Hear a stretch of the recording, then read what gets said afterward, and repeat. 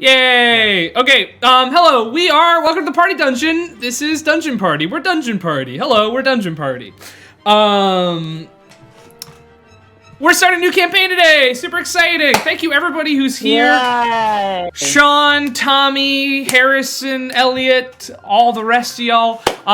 Welcome, and I hope you enjoy. Hello. Just before we jump into this, it's me, Blake from the future, and I've got a couple of announcements. So first and foremost, thank you to all of our Patreon patrons for supporting us, and thank you especially to our brand new Patreon patron, Jake Parisi. Yay! If you're interested in becoming a Patreon patron, the link will be down below. The only other announcements I have is that we stream this campaign as well as a bunch of other stuff over on our Twitch channel. The link is here, as well as down below, so be sure to check us out if you're interested in seeing more of this content. And without further ado, let us jump right into it. Oh, bye. Goodbye. And that was the menacing music starting. Okay. Our story begins where many great stories go after they end. A library. This library, a grand one filled with tomes new and old, enough knowledge to keep even the most inquisitive scholar satiated, stands silent and empty.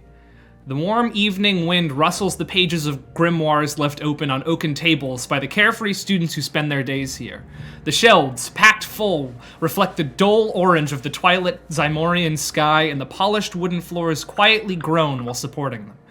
Two sounds can be heard in this massive space. The first, a dripping sound.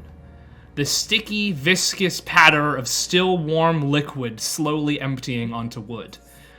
The second sound, the raspy breath of one who has seen something they should not. The hoarse, panicked inhalations of a figure staring at a secret they had yearned to uncover, but upon doing so wanted nothing more than to go back. Their chest, rising sharply and falling shakily as they stare at once was an unadorned wall, and the mangled figure whose blood forms the symbol they had longed to see for as long as they can remember. Their eyes darting back and forth, hungrily taking in what they can as the orange night turns red. Another dripping sound can now be heard. Tears onto cheeks, as the breath becomes ragged, louder, unbearable, until... "Oh, you lazy bog sucker!" The foreman's voice rouses the half-orc from his reverie. "We ain't being paid to read the damn books. Just move them out so the carpenters can get to work. Move it!" Change playlists really quick. Yeah, it's fine. The half-orc puts down the small leather-bound tome atop a pile of others just like it, and with a shiver at the morose passage he's just read, begins hauling the entire pile out into the hallway. The renovations on this abandoned manor have been going on for months now, and the only thing left to update is this massive, decrepit library. With any luck, the best carpentry mage's money could buy will have this place spick and span by tomorrow, because tomorrow, the program begins.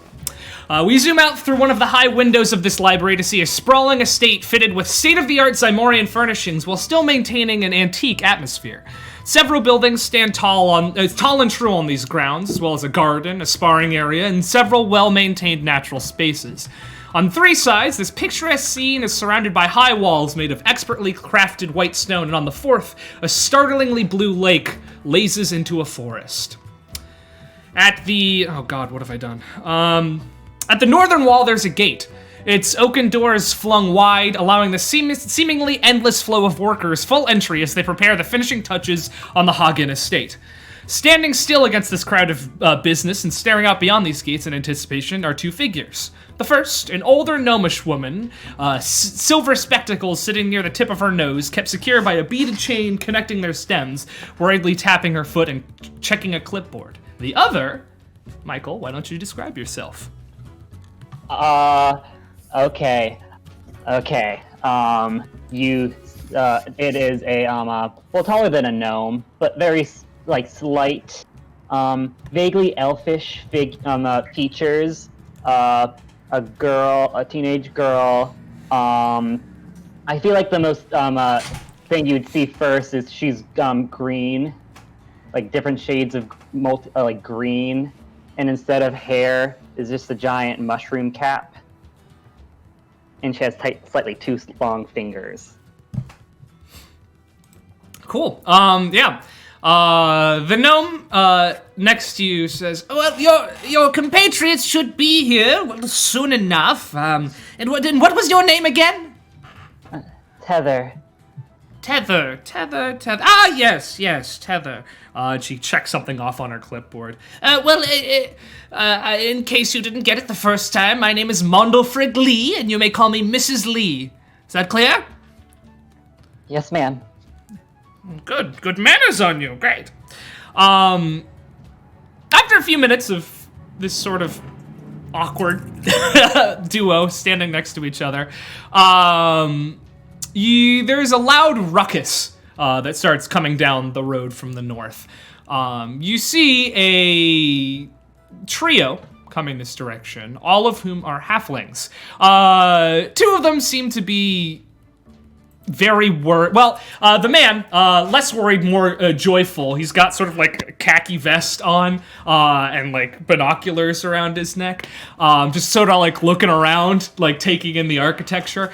The adult woman halfling is doting on the third individual, tears sort of streaming out the corners of her eyes. And the third individual, Chelsea, why don't you describe yourself?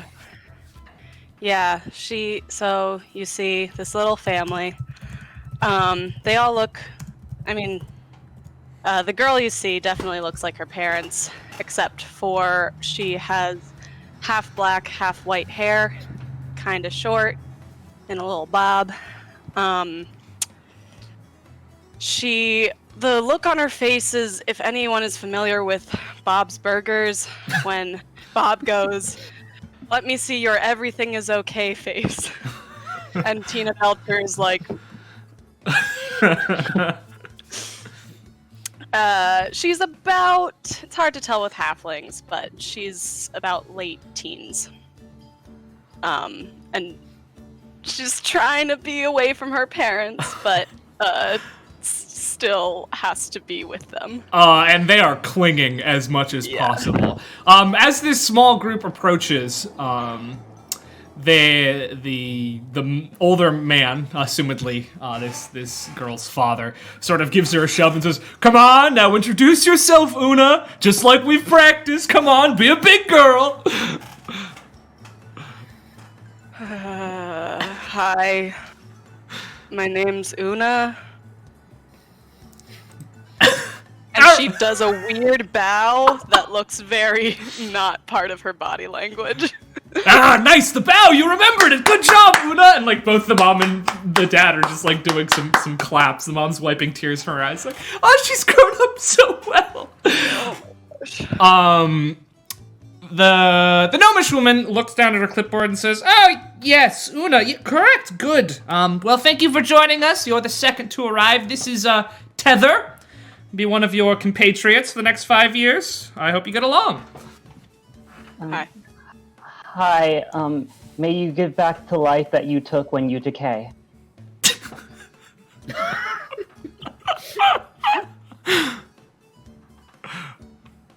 She says nothing. Her father, on the other hand, turns to you and says, "Oh, what play is that from? I've never heard that scripture before." It's from my community. Oh, community theater. Hey, we all start small. Stop, Dad. No. Stop. I come from a collective of like-minded druids who allow themselves to be secular from the rigors of the modern world. I like it. All right. Maybe. Hey, Una, you should become friends with her. Maybe we could write a play about her secular community, huh? You know, we're always looking for the next big blockbuster. Yep. I'll get right on that. Not allow you entry. Sorry. They won't allow this me entry. But Osned the Great is a master of costume. And as he's starting to go off onto his little tangent, he becomes distracted as there's another figure walking down the road. A very strange figure. One that, whose likes you probably don't see a lot of here. Peter, why don't you describe yourself? All right. You see a figure coming who looks like an elf, Except all his skin and hair is like a bright reddish yellowish. Like, and as he's walking down the road, he's just looking in all directions. He seems to have like some papers in his hand that are like crumpled and misshapen. His armor and pretty much all of him looks not super well kept. Maybe because it's been beaten up, but maybe just because he doesn't keep it very well. He's gonna walk up and be like, is this, alright, 2 questions. Is this Zymor? Mrs. Lee says, yes, this is Zymor. Are we expecting you? There. Is this Hagen, the Hagen estate? Yes, this is the Hagen estate, and who, may I ask, are you? Septon. Well, you are in fact on the list. Oh, good. I thought I was completely lost. Sweet. I'm Sweet. still not convinced you're not, but this list was, checked by Casimir himself, so... Welcome! These two, and she points at Tether and Una, will be your compatriots for the next 5 years. Please get along. Hey, Septon! And I just, like, put my hand out immediately.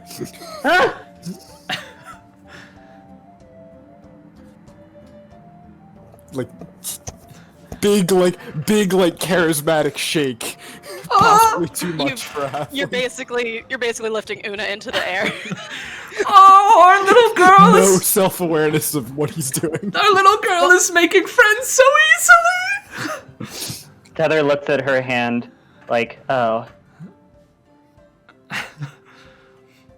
Nice to meet you guys. May you get back the life you took when you decay. Alright, not the weirdest thing I've heard recently. Pretty soon after this, you hear the sound of, like, marching. And you turn up the road, and you can see that there is a squad of 4, well-armored, but also quite finely dressed, muscular men, human men, sort of walking down the road towards you. You can tell that there's definitely a figure between their, like, close phalanx as well, but it's a little bit harder to see. As they approach, they stop for a moment, and then in perfectly timed and well-practiced unison, they sort of fan out into a line. And standing previously between them and now in front of them, Winfield, why don't you describe yourself?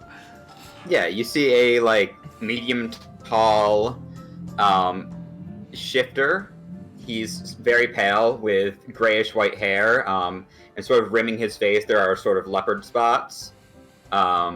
He's dressed finely in, like, a yellow doublet with black accents, under which you can see, like, light trimmings of leather armor beneath. At his waist is a really ornate rapier, as well as like a jewel-hilted dagger.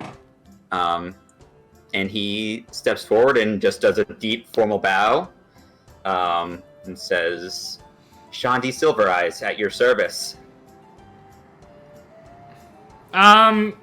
Yes, you're on the list, Lord Silver Eyes. Please, I am merely a duelist in service to my Lord Resk. Yes, and to that end, please give, and she sort of turns to the 4 men escorting you. Please give our regards to the noble Lord Resk. Some of these renovations wouldn't have been possible without his generous donation. He's just gonna sort of turn and nod to the guards as if, like, passing that task onto them. They nod curtly. You notice that they're dressed in the same colors, that he is dressed in, though they seem to be in less nice clothing, if possible. It's not bad, but it's a little. They seem to be a step down from where he is at. They sort of nod their head, but they don't leave. They seem intent on staying with this shifter, and making sure things go smoothly until, everything is finalized. Well, yes, Shandi. This is Septon, Una, and Tether. They are your compatriots for the next 5 years, so please try to get along. A pleasure to meet you all. And like another bow, but less formal that time. May you give back the life you took when you did. Is that a weird thing to say? People always look at me weird when I say it. It's a wonderful thing to say! Okay. Una kind of looks. Halflings are smaller than gnomes, right? I don't want to get hummus on my mic. Sorry. Halflings are smaller than gnomes, right? Yeah. Ish? Yeah. Okay. Well, either way, Una looks at Tether and is just like, kind of just gives a, "You do you."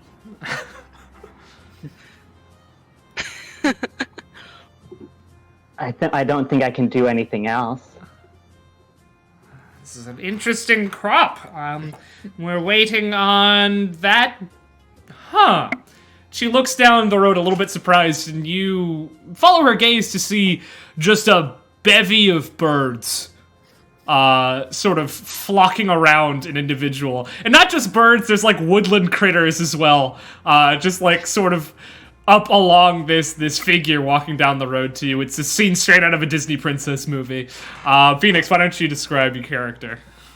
All right, you see a average height, sort of dark forest green tiefling with dark horns that sort of come out of the front of his head and go back with a couple of birds perched on each one.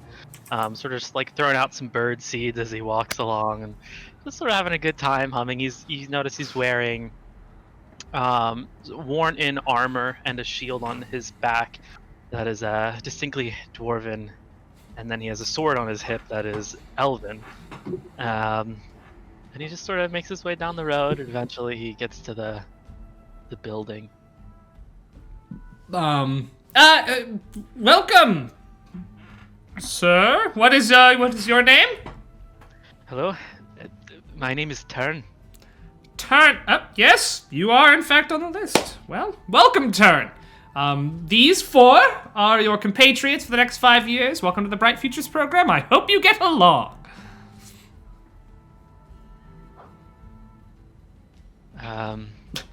Hi. Nice to meet you. Let's shake your hand. So is this the academy where we train to be heroes? Yes, this is in fact the Bright Futures program, where you 5 will be trained to become this country's next greatest heroes. All at the generous request of our Lord Casimir Orion. Now, we simply must, no, never mind. We are all met. And she sort of like folds over the paper on her clipboard and says, well, parents and guards, I suppose, you're more than welcome to join us for the tour. Though once we drop the students off in their living quarters, I will have to ask that you bid them a sweet and somber adieu for now. This prompts another burst of tears from Una's mother. And Una's father's like, I can't wait to see the place. Love some good architecture. I mean, you don't have to. It's just a building. I gotta make sure this place is good enough for my Una. Of course you do. Excuse me, ma'am, Miss Lee, ma'am. Yes, Tether. Must I take the tour again? It would be for the best, I think, on account of you'll be able to meet up with your new compatriots. Yay. Okay. Sounds good. Oh, it'll be fun, Tether. Cheer up. All right. Well, follow me. She sort of turns heel and starts walking into the gates, more or less. You guys can pull up your map if you want to follow along. But she walks you in, and right, the first thing that you notice is a large ancient wooden manor house that looks to have been extended several times during several different architectural eras. On this front side alone, there are sections made of cobbled Gothic stone masonry, as well as several ostentatious stained glass windows with gilded frames. And that's just on this side. Oddly enough, the thousands of years of strange architectural choices seem to complement each other incredibly well atop the sort of base barbarous wooden structure that probably started the whole thing. There are streams of burly workers carrying books out of the building and supplies into the building. Mrs. Lee sort of gestures up at the building and says, "That is Hagen Library, the main structure on the estate grounds. This used to be the main manor house of the estate way back when, but we decided to simply turn it into just a library for now, as well as several office spaces and study rooms. My office, as well as the office of our founder and funder, Lord Casimir Orion, are within this place. So if you ever need me, sorry, I should have explained. I'm the chief administrator of the program. So whenever you need something, want more information about something, or if you get in trouble, you'll be coming to see me. So let's hope we only see each other under good circumstances, yes?"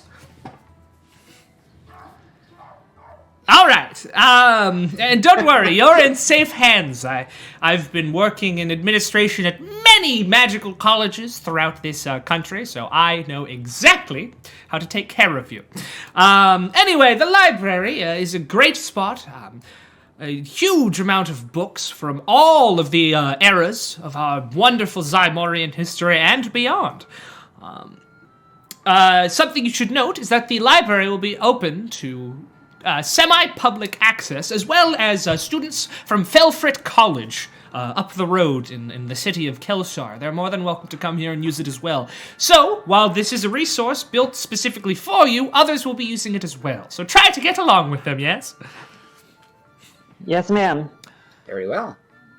We also, just to explain the workers, hopefully it'll be ready for when the program starts tomorrow, but we decided to renovate it last, seeing as it was, well, an already built structure as opposed to everything else we've built. Anyway, continuing the tour. And she starts sort of taking you around the building until you can see an interesting structure that looks like 3 white stone houses attached to each other. 2 of them are side by side, separated by a set of stairs leading up to a third that is raised and behind it. Mrs. Lee says, "Well, these are your instructors' residences, should your instructors choose to use them. The equipment storage area is behind the third house in the back, but you don't have permission to go there. So, but I'm not really sure why I told you that. Well, let's continue going. As you continue to walk, you will begin to hear the clang of metal on metal and loud grunts. As you begin to approach the dim, you hear a loud, firm voice ringing out above this noise. 30 more reps! You're protecting the best of the best! That means you'll have to be better than the best! I don't have patience for quitters! Keep going or turn in your sword! This voice is emerging from a tall, muscular tabaxi woman whose slightly graying fur is reminiscent of that of a lioness. She's dressed in red and gold plate mail and has an impressively large longsword in one hand and a beautifully maintained red and gold shield in the other. She's standing at the entrance to what looks to be a large sparring arena that has been outfitted with several rows of scarecrows dressed in armor. And in front of each of these scarecrows, there's an individual dressed in bluish-gray chainmail swinging at it while dodging what seem to be fake attacks. As you approach, you see her left ear, a proud, tall, feline ear with a notch missing near the tip, twitch, and she whirls around to face you. As she does, you can see a face that you could only really describe as fierce. She has a scar running from across her face from her right temple down to the top of her lip, which is a firm line, no doubt through years of wearing an authoritative face. Her emerald eyes, while, I don't know what I wrote. I wrote while slightly line, but that doesn't mean anything. Her emerald eyes blaze with a fire that seems almost unquenchable. As she sees you, she calls out a hearty, "Halt! The students have arrived! Formation!" And all the rest of the figures in this area immediately drop their drills and line up in a horizontal line behind this lioness. "Just like we practice, soldiers!" And in unison, the entire line salutes and shouts, "Welcome to Hagen Estate! We are excited to serve!" Mrs. Lee does an excited little clap. Oh. The Tabaxi steps forward, does a small, curt little bow, and says, "Welcome, students. My name is Sheena Hearthmane, and I am the captain of the guard on this estate. It is a pleasure to be serving you." Oh. Nice to meet ya. Thanks, ma'am. I assure you, you're in good hands. I have years and years of experience in law enforcement, and this is a pretty good bunch that I've been training for the past... How long has it been? 3 weeks, ma'am! Yes, 3 weeks. Oh, I apologize. This sparring arena is meant for you, but I thought I'd run some drills for my guards in here while we awaited your arrival. We'll make sure to clean it up spick and span for tomorrow when your classes begin. Pleasure to meet you. Look forward to serving you. Back to it, man! And they all start, like, picking up their weapons and running back to their... Like, weirdly excitedly running back to their drills as they begin with a new fervor. Mrs. Lee says, "Oh, well, that's our Captain Sheena. She used to be a guard over in Renarsia, but she was persuaded to come here by our good Lord Casimir, so we're very happy to have her. Though, as you can see, she's quite strict, so you'd best not be causing trouble." I won't, ma'am. Very well, good to hear. The spar... One down. I'm glad to hear you will not cause trouble. The rest of you... The sparring arena is not only a state-of-the-art arena, but it can be configured almost any way you can dream of by our groundskeeper, Kerfley. He's an older drow, so don't be worried if you see an old man with garden shears doddering around the estate. He's meant to be here. Anyway, well, let's continue, unless you have any questions so far about the tour. Not from me.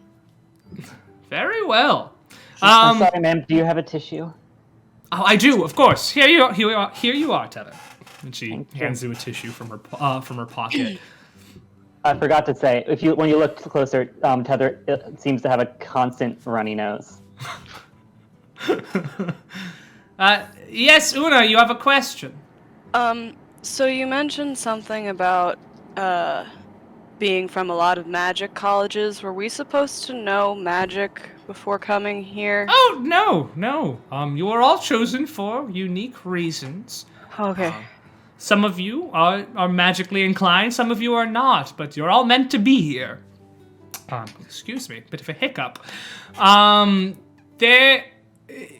just simply have training as a lead administrator for magical colleges, so I was brought on by our wonderful Lord Casimir because he knew that I could handle it. I am, well, not only a head administrator, but pretty much the only one, so...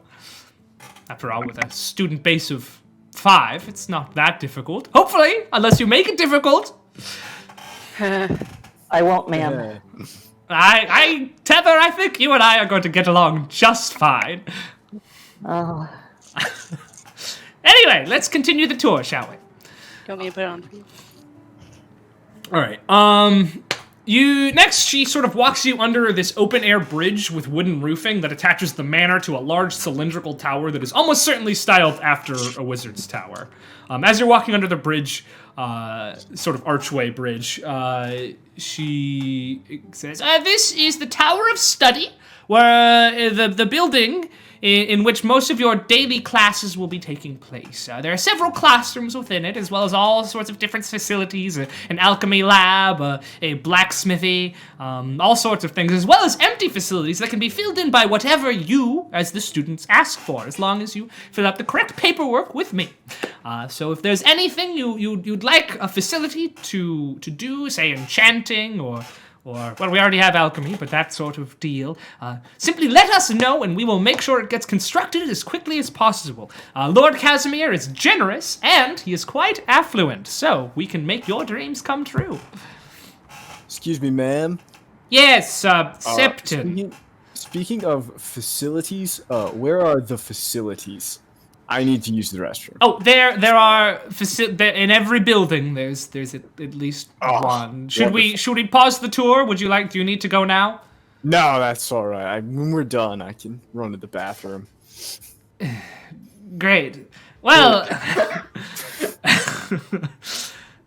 great. We were supposed to go to a certain place.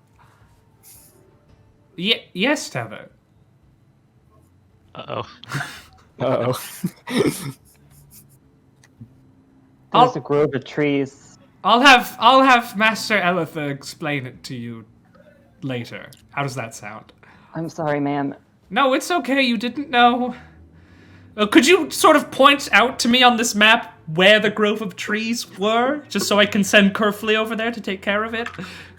She points to a part of the map that has a grove of trees. Sure. I mean, most of the here. Let me show chat the map really quick. But most of the area that isn't buildings is greenery and trees. So wherever amongst there. I don't think there's anything wrong with using the trees. Wait, okay, well let's No, sometimes you just gotta go. I just grew up that way. I grew up. I grew up that way, and I didn't know. We'll discuss. Why We don't don't really we? have buildings. Why don't we hold I off? use more trees than buildings myself, so And trust me, the trees don't mind. Hey, when you're traveling, you gotta do what you gotta do. I Yes. asked them, and they didn't mind. They actually liked the nourishment. All right. Well, why don't we postpone the privy talk until we get to the rules at the end of the tour, and we'll discuss it then. Because Yes, ma'am. I'm sorry, ma'am. one thing goes for traveling, one thing goes for living on a state-of-the-art facility that costs thousands and thousands of platinum. I don't think she Just wants to save be some privy to the privy. What's platinum? Oh dear. Well, anyway, this is where most of... Go for it. Una generally tries to have a straight face, but through this, she's definitely stifling laughter. Oh, yeah, your dad is straight up guffawing right now. Yeah. Yeah, he's loving every second of this. And, like, the 4 guards are, like, straight facing it, just looking a little uncomfortable, standing in formation behind Shandi. Oh god, Sean, don't say that kind of thing. And Sean said trees are canonical scat fetishists. What a pilot episode. I hate this. Alright, cancelled. We're doing it. We're starting a new campaign. No, this is my world. It has no trees. no trees anymore. None. And nobody poops. No trees, no swamps. The word thick doesn't exist. Horrible. Anyway, Mrs. Lee, sort of disgruntled, continues the tour. As you come through the bridge, you can see up ahead of you an oddly trapezoidal structure that smells, even from a distance, incredible. Over the entrance of this building, there seems to be an area where one could sort of sit outside at tables, like a balcony. I could have described that as a balcony, but I didn't. Miss Lee says, this is the banquet hall. The banquet hall is primarily here to feed the day workers of the facility, as well as the visitors of the library from out of town, but you are all always welcome to have a meal there. Free of charge for you, as well as the folks who work here. But it is set menus, day to day, and the chef is somewhat eccentric, so... if you like to cook yourselves, perhaps that might be for the best. Anyway, she continues walking... Excuse me, ma'am. Yes. Where do we go to procure all ingredients? Oh, you can get them from the banquet hall. You can ask the chef to special order ingredients for you. But you shouldn't eat if you're not strong enough to get the food. Okay, well, we do things a little differently around here, Tether. I'm sorry. I'm sorry, ma'am. No, it's okay, Tether. Listen, all of you have been chosen because you are worthy to be here. You've already proved your strengths to the good Lord Casimir, so you're strong enough to eat.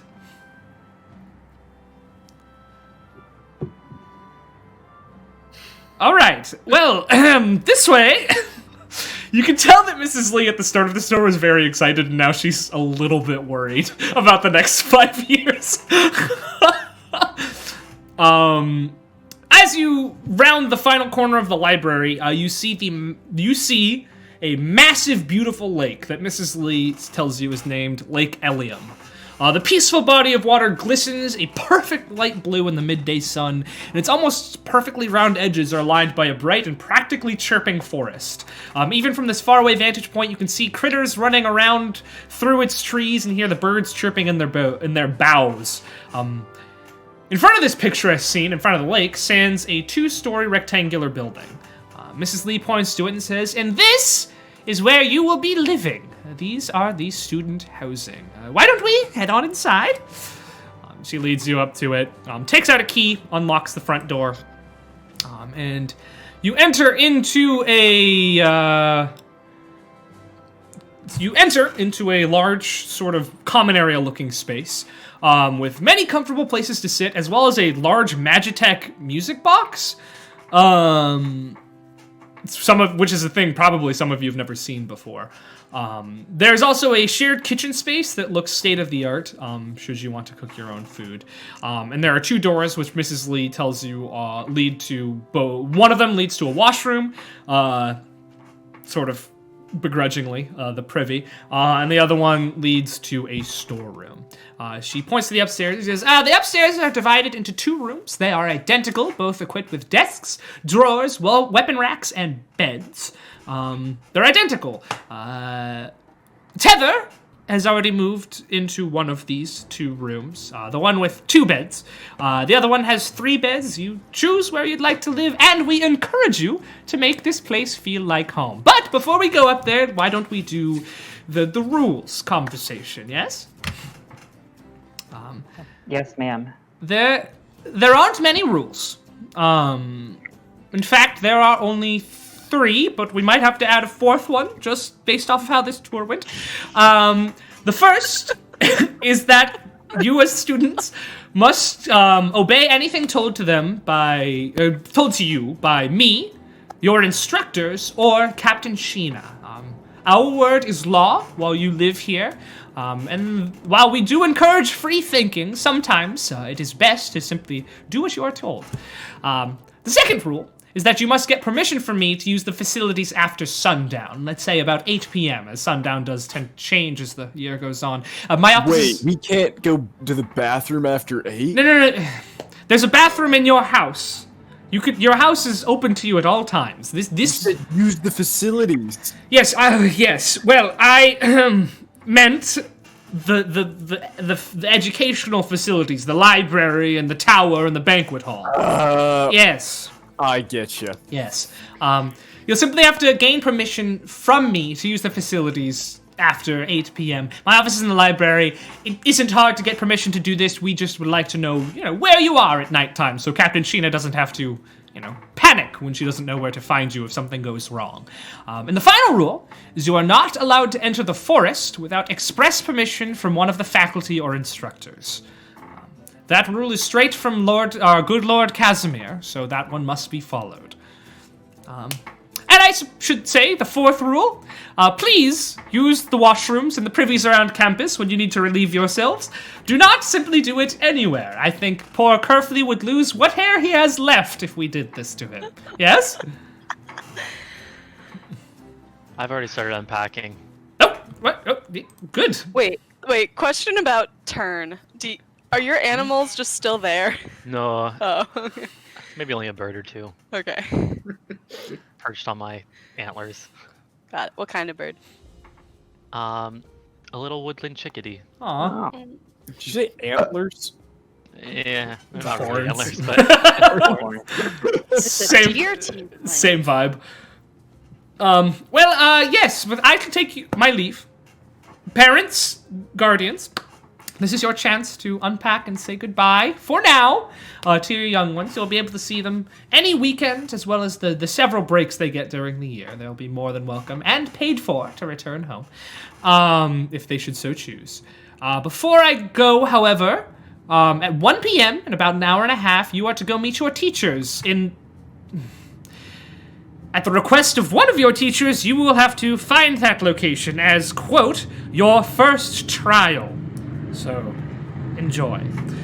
Well, if you need anything, I'm in the library. My office is impossible to miss. So, best of luck, and I'm excited for the next few years we will share together. She gives you a smile, a nod, and turns and leaves. Yeah. Your mom is sobbing at this point, Una. My little baby is off to school. She's all grown up. We're just doing a little halfling group hug. So I found a bunk bed. Does anyone want to be my bunkmate? Yeah, I should. That's true. One of the rooms, the empty room, has a bunk bed and a normal bed. Sure, man, I'll join you. Alright, are you a top or a bottom? Stop it. I'll take the bottom bunk. I beg you for a bottom. Stop. Taking notes. Are unloading all my Making stuff. fan art. You hear that, chat? Cool. So now there's one empty room in the room with Tether and one empty room in Du Bois, Yeah. the boys' bunk room. Yeah. Dreading being stuck in that situation, I'm trying to peel away from my parents so I can go towards Tether. They follow you into the room because they have your Okay. bags and belongings and all Okay, whatnot. cool. Yeah. Oh, when you go into the because Tether already has unpacked, the two beds are pressed against each other, and there's just so the room is pretty much bare, except there's a shield made of thorns leaning against one corner, and there's also a small pile of soil in that corner. Cool. So the beds are like pushed together like a queen bed or Yeah, something? you gotta. Yeah. Oh, you lucked out. When I went to Bard College, my roommate actually got cursed and died before I was able to make a double bed for myself. So, I'm sorry, I don't have a lot. It's fine. It's great. Sorry, they're gonna be crying. I didn't know you were an infant.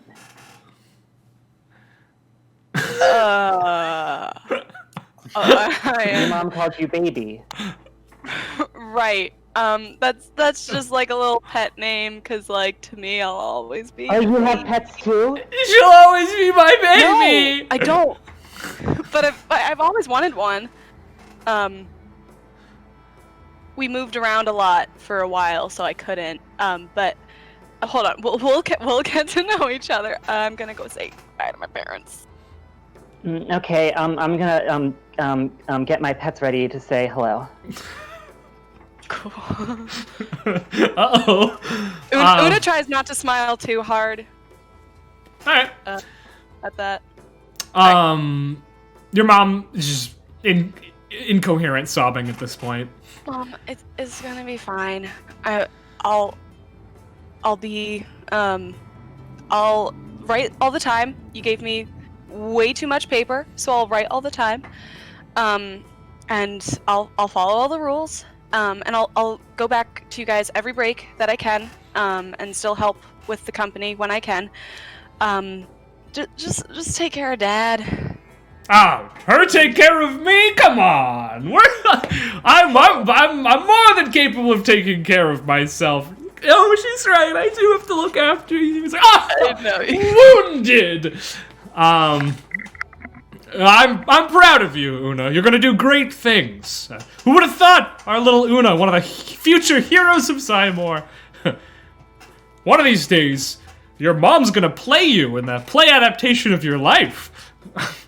Oh. I can't wait. It'll be great.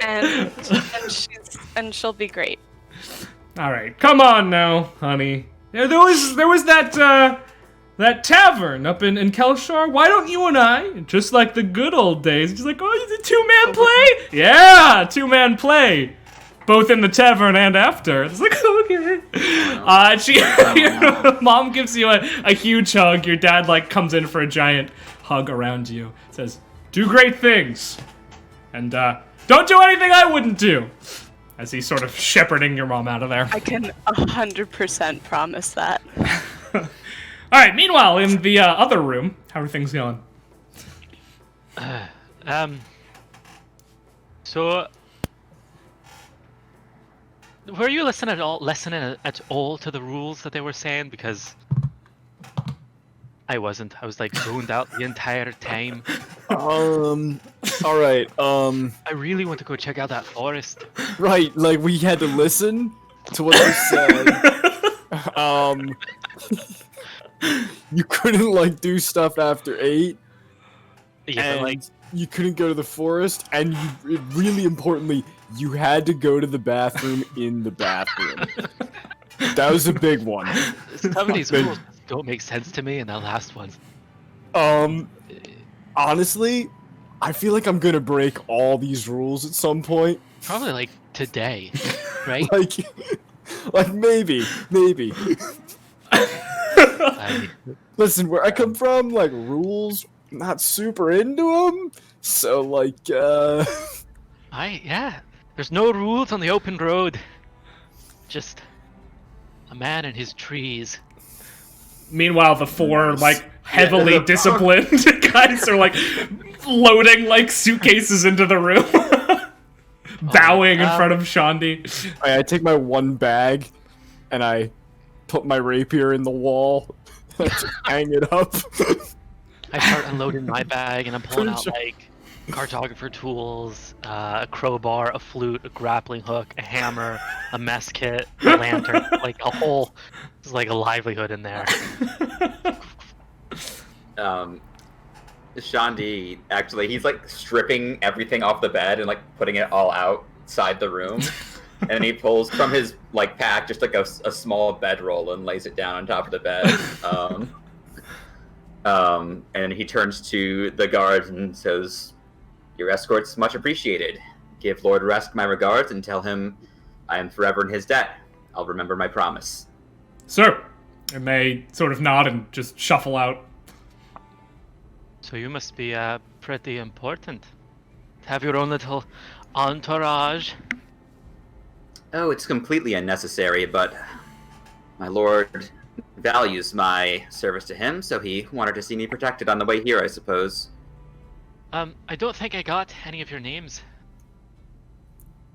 Oh, I came in a little late. That's true.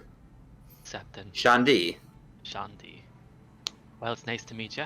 My name's Tern. Nice to meet you as well, Tern. So where are you guys from?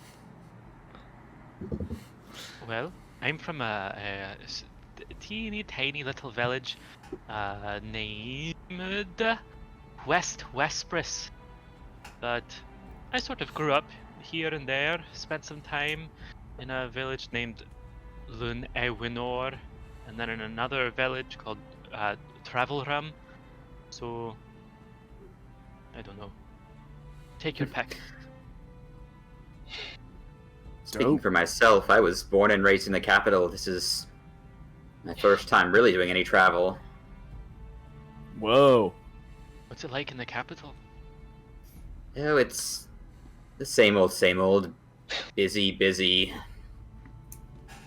Although I don't bother myself much with the comings and goings of the court, unless I'm needed to settle a dispute. The court of He's what? sort of like the court of Lord Resk. Who's that? Well, are you serious?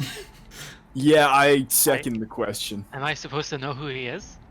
Not from around here. Well, seems I'll be doing more educating than learning.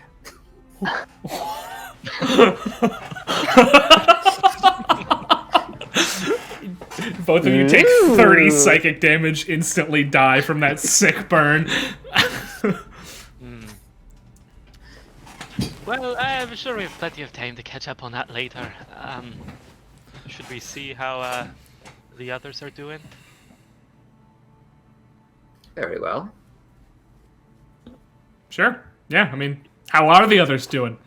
You guys have about an hour and a half before you have to be anywhere. So, like, if Una is coming back in after saying goodbye to her parents, she's gonna hear Tether talking to people, or someone's being like, okay, so they're like my age, so make a good impression, and I think it's gonna work out. And when you walk in, you'll see in that thing of soil a bunch of not giant, but like big centipedes and spiders, and she's reaching into her, like the lip of her mushroom cap and pulling out ants and putting them there. And like a butterfly. She's like, okay, be I nice. haven't decided how Una feels about bugs yet. Chelsea's Now's freaking the out, time. but- yeah. Beetles. A couple wasps.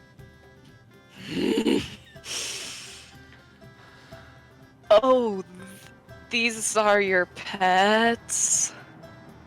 Oh, hi. Yeah. They're very nice. They say hello. This one is and she's just gonna say a lot of names. You do not need to remember them. Cool. No, Michael, say them all. Um, I'm kidding. Darius. This is Felix. This is Clara. Okay.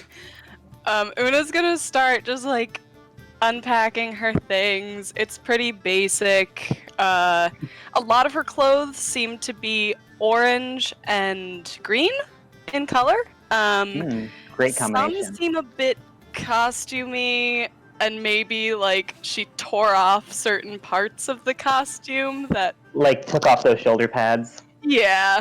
Yeah. And she starts taking out some basic things, and then she starts taking out some more like special effects makeup stuff, some wigs, what you would find in a disguise kit, and then a lot of paper and pens and examples of various handwriting, and then some small tools, and then some bigger tools like daggers and swords. And also Tether, as you're saying the names, you're kind of hearing Una be like, oh, okay, and then eventually you're still hearing those, but Una's mouth isn't moving. Ooh. Ooh. You have a lot of stuff. A lot of clothes. Oh, I guess. Does it seem like a lot? I mean, too and much? she looks down and like the clothes she's wearing are like look like bark and they're like brown and it's like all over, and she's like, "Oh, mine's fused to my skin." Oh. I mean, if you ever So- want to borrow some, my mom packed way too much. And so if you ever want to try a new look, not saying you have to. Oh my gosh, that sounded really rude. No, that's very nice. I wouldn't want to sully it. Okay. So, where are you from? I am from the wild. Yeah, got that. Do you know about where? I am from a enclosed community of like-minded druids that do not welcome outsiders, and thus I should not reveal our place in this world. Ooh, okay, cool. Family secrets, got that. Yeah. Nor can I take you there. Okay, yeah, I will respect your community's wishes. They do not want me. I'm sorry. It's my fault. Oh. I'm weak. So why all the orange and green? Oh. That's the colors of my parents' company. They keep a lot of company. Yeah, not as much recently. They do. How do I describe this? So you've never been in like a city? I apologize if I'm assuming incorrectly. After I was cast out, found me. Okay. Cool. Yeah, okay, so I was right. And she pulls out some various scripts and is like, so these are kind of like books, yeah. What my parents do is they're like up on a platform and they speak the books. Oh, like ritual. It's a ritual of sorts. Theater and society paying off.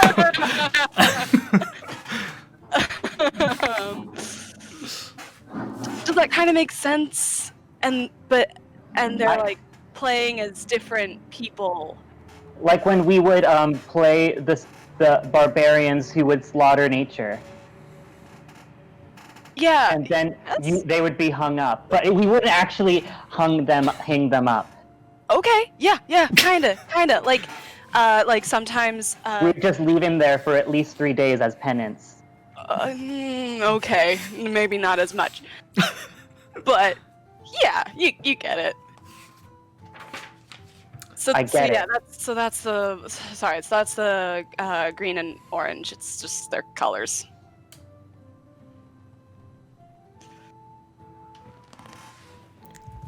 And we are just staring at each other. So the beds, was it like this? I didn't like it. It was too soft. I look over at the dirt. Oh, so you'll sleep there? Oh no, that's where my friends sleep. So where will you sleep? I can't really lie down. So I just will sit up on the corner.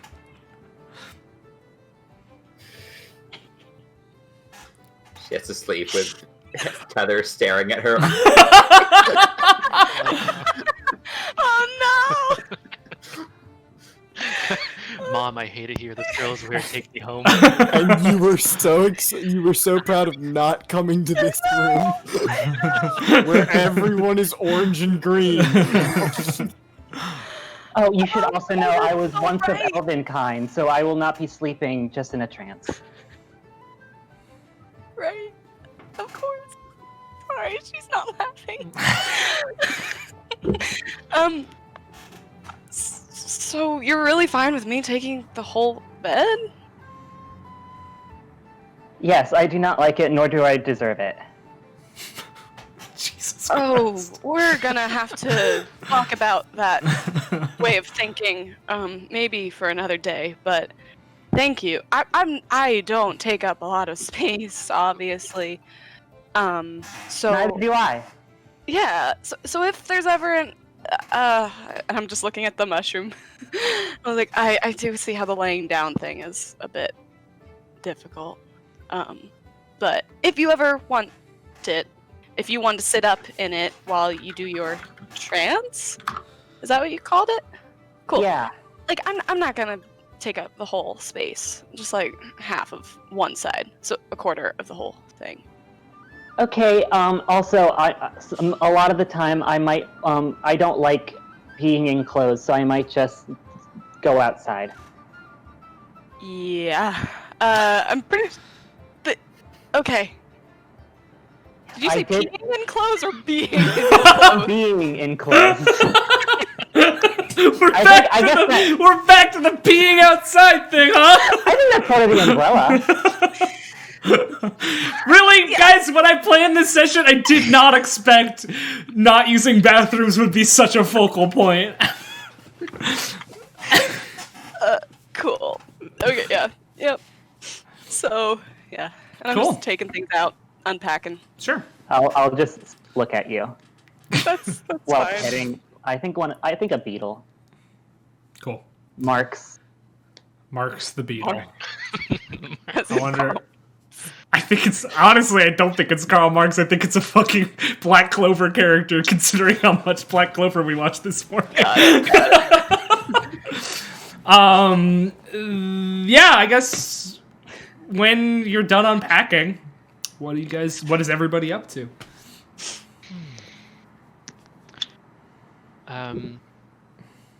Well, I haven't really. I go and knock on the door to the girls' room. Hello, it's me, Tern. You enter. Oh, all right. Sort of crack open a little bit. I just wanted to say hello. I didn't get your names earlier, so just trying to be polite. Una.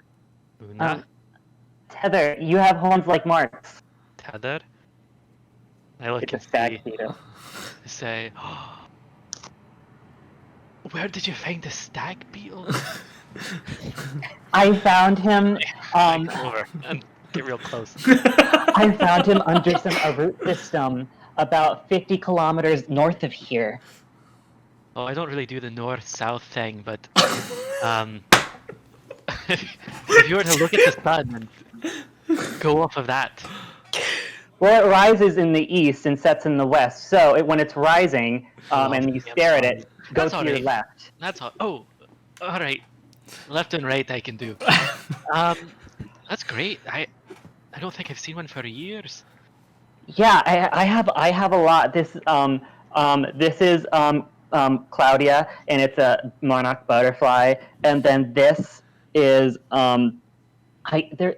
they're a family. I call them the Jensens. They're a bunch of ants. The Jensens. You notice, weirdly enough, that your bugs are taking very kindly to Turn. So cute. Like Claudia goes and lands on his finger type of energy. I turn towards Una with like a butterfly on my finger and ants all over my face. Are you settling in just fine? Yeah, it's different here. Oh, really? How so? I haven't noticed. Oh well, like for me, it's just different.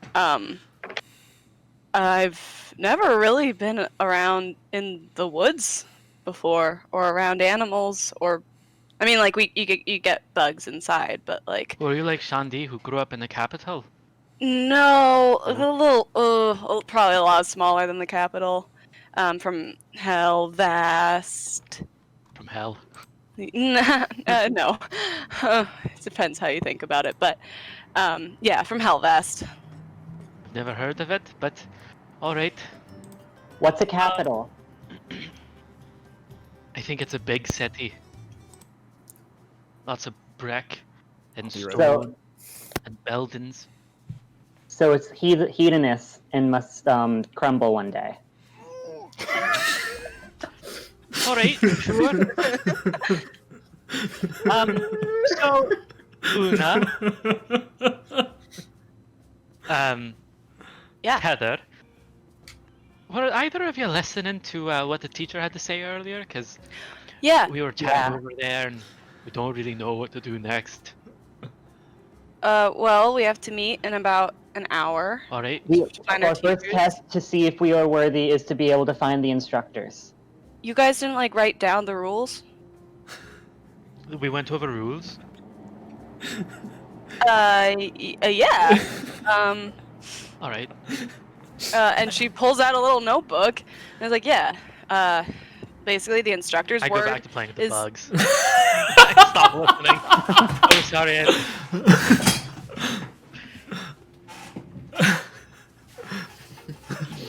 All right. Well, it's very nice to meet you. So, I'm just gonna go back. I got a couple of cents to take care of me. I'll go make myself some hold food. on. In your head, you hear a kind of creepy demonic voice going, "I'd listen to those rules if I were you." Tyler, did you hear that? Tether, you didn't hear it. Are you talking about Victor? He is buzzing angrily. No, it was definitely somebody speaking, and it wasn't a bug. Do I know it's you or no? Nope. If you were looking down at the bugs, then nope. Yeah. I'm gonna roll a. What check would this be? What are you I'm trying to gonna figure roll out?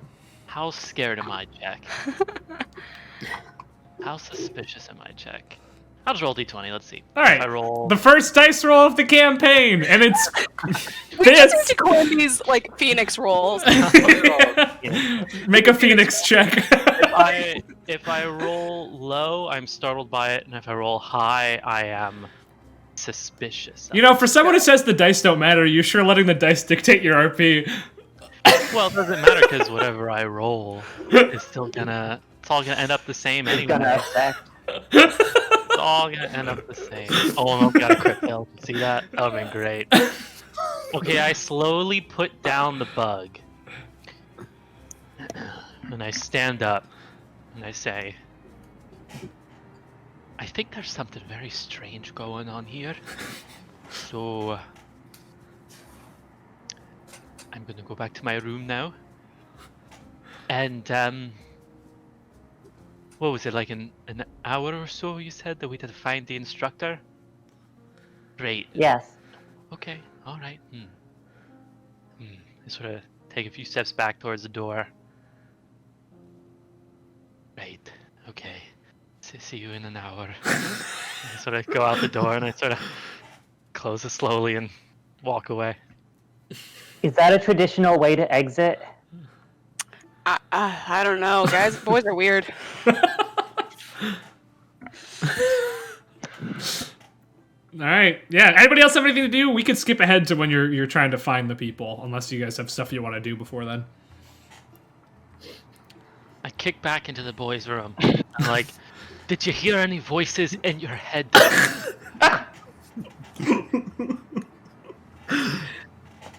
Like None except creepy, my own.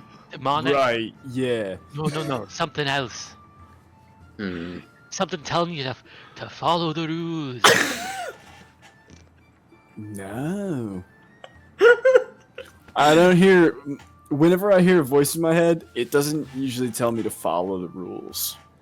Yes, are we certain this isn't your conscience speaking to you?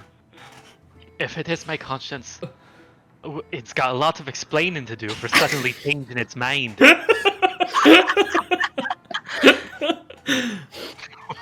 have to sit down and have a good long chat. Alright, well, maybe it is my conscience. Maybe the school's already doing things to me.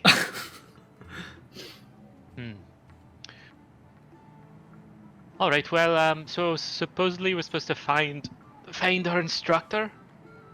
How much Correct. time do we have left? 45 minutes, probably. Was anyone listening to where they might be? I can ask around. I thought instructors were in the instructing building. Right? That sounds good to me, that's good. Take a look. So when you say instructing building, what? You know, I've just pulled up the map and, There's a name for each building. Instructor housing. Housing? Instructor. yeah, that's what I Okay, meant. to the housing. Okay, cool. All right, yeah, you guys want to head over there? Are you waiting until like the time where you're told to meet them, or are you just going now? Well, what does everyone else want to do? I say early start is better in case our instincts are incorrect. Alright, let's go. Oh. It's not like I have anything better to do. I'll strap my shield to my back. Cool. Yeah, you head out and you. Oh, wait. Are we bringing our stuff? Do you think we'll need our weapons? I mean, it's a school. Do we need weapons? There's say- the training ground, though, said- so... They said one of the instructors, we would have to find them. Who knows how dangerous that could be. Alright, Got it. Weapons it Go is. back in. take all the weapons. And I pull my rapier out of the wall, all my shit falls on the floor.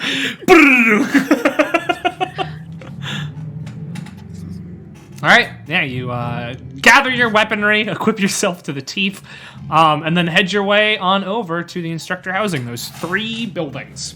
As you pass on your way, you pass the banquet hall, which continues to smell delicious. pass under the bridge, past the sparring grounds, which seems to have pretty much cleared out. There's a couple guards who seem to be tidying it up, putting away the training dummies. And you finally make it to this, those 3 interconnected houses. It's very quiet.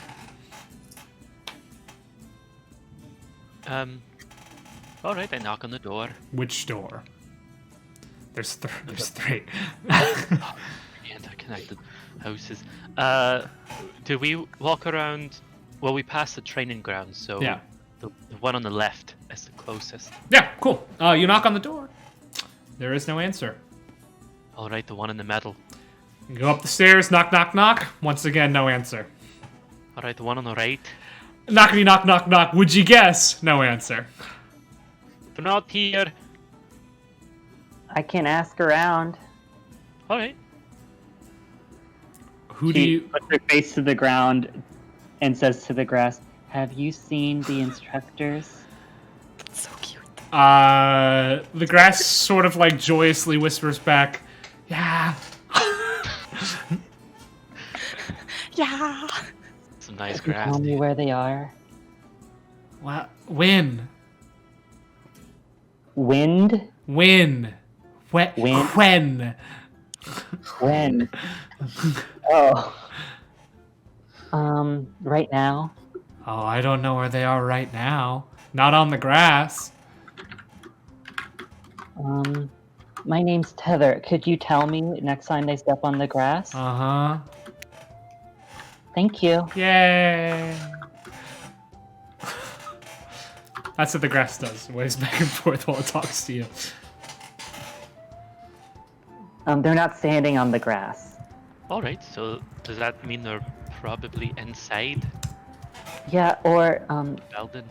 between you and me, grass is not the most intelligent of plants. They might think their section of grass. Oh.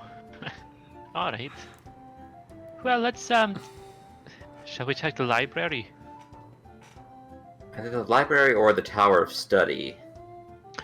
We could split up.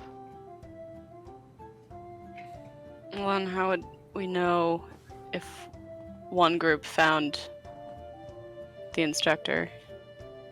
I don't know. You could shout. Someone could run over and be like, "Hey, we found the instructor." Yeah, Blake, how big is this place? It's a pretty big estate. Like, it takes you, like, probably... I mean, most of us went to a college together. That's the vibe. It's kind of annoying that they bring us in here and they're like, "Oh, here's your first test. We didn't teach anything yet, but here's your first test." Well, if we cannot pass the rights of this community, then we don't even belong here. Yeah, but I thought that we already are here because we. But how did all of you get into here? Did you do some sort of trial or something? Like, Know somebody? I was just kind of told to show up. All right, They found me cowering in a cave. all right, they like knocked on my door. okay, I was approached and asked to come. all right. Or So I just ordered you. I just came and asked one day. I said, "Hey, I'd like to be a hero, please."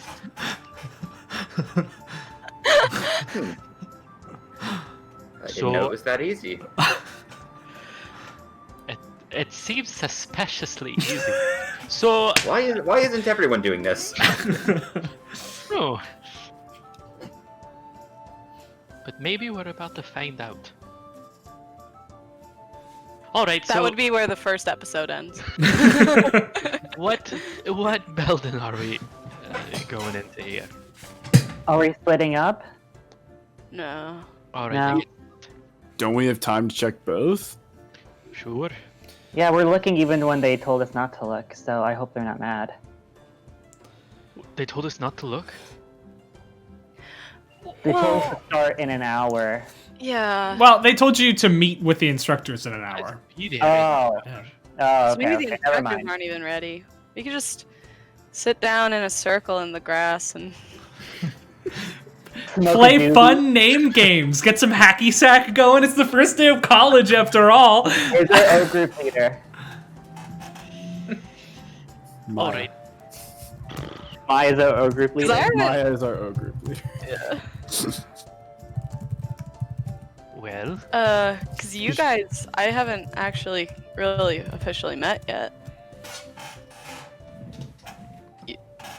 Winfield and Peter. Oh yeah, that's true. Oh. Yeah. Yeah. No, we shook hands at the beginning. Oh, okay. We exchanged a traditional greeting. Yeah. Is What, that they're all you need to know somebody? Oh, like what else do you want to know? Like, where are you from? Oh, okay. Yeah, no, I grew up in the Feywild, traveling around with my family. They were traveling entertainers. Then I left. Traveled around some other places for a while. Then about a year ago, wound up here. Then I was told about a month ago to come down to Zymor and this place. And yeah, this place seems pretty cool. I gotta say, of all the places I've gone, not as like crazy awesome as the Feywild, but way more like chill than a lot of the other places I've been. Like nothing's trying to kill me here, which is pretty good. Yeah. I too come from the wilds. Oh wait, you're from the Feywild? I don't know what Fey, but I came from the wilds. Are you God. two of the community? I'm from a community. I was, but they kind of asked me to leave. She says, like a password in Druidic. That just means nothing to me. Oh.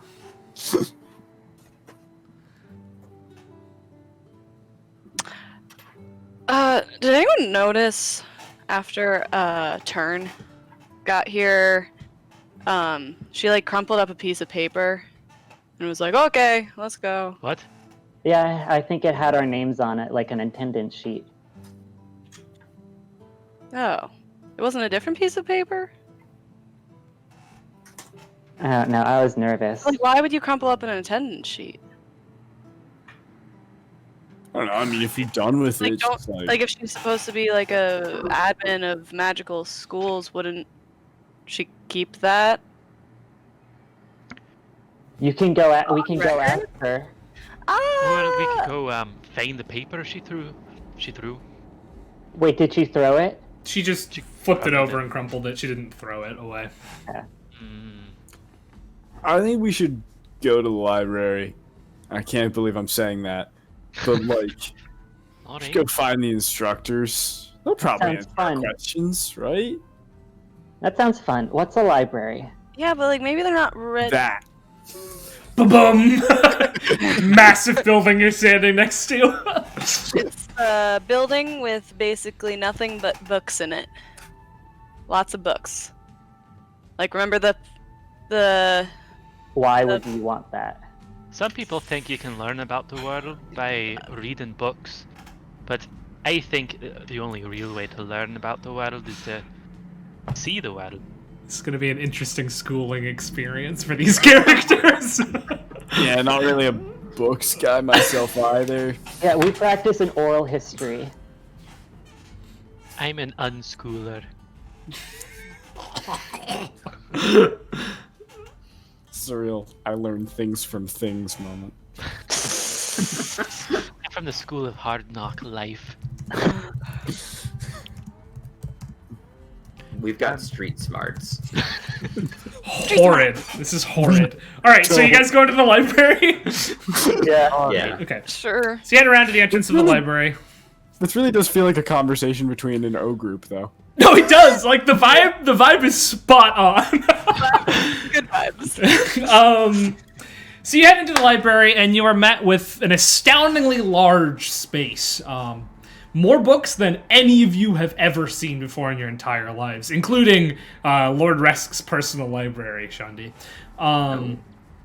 There's like layer upon layer of just like different levels where you can get books from all around the outside, as well as a giant column of books on the inside. There's also sort of winding passages that lead to more book areas. There are, however, a bunch of like pieces of parchment with Mrs. Lee's office and big arrows scribbled on them, just like pasted on sides of walls. That being said, most of what's going on in the library is renovation at the moment. You can see people sort of like moving books around, as well as several mages dressed in sort of heavy sort of canvas robe, melding the wood of the bookshelves together and repairing them. It's a pretty chaotic scene with people running to and fro. There's a lot of like yelling. There's no what you'd expect going into like an active construction site with instead of like the sound of saws or like beeping trucks, it's the sound of woodworking conjuring. Or I guess transmutation would probably be the better word for that. But however, these signs do sort of lead you towards Mrs. Lee's library. You don't see anybody around here who would really fit the description of an instructor. It's mostly just like burly, either like between burly construction workers and those canvas-robed wood carpentry mages.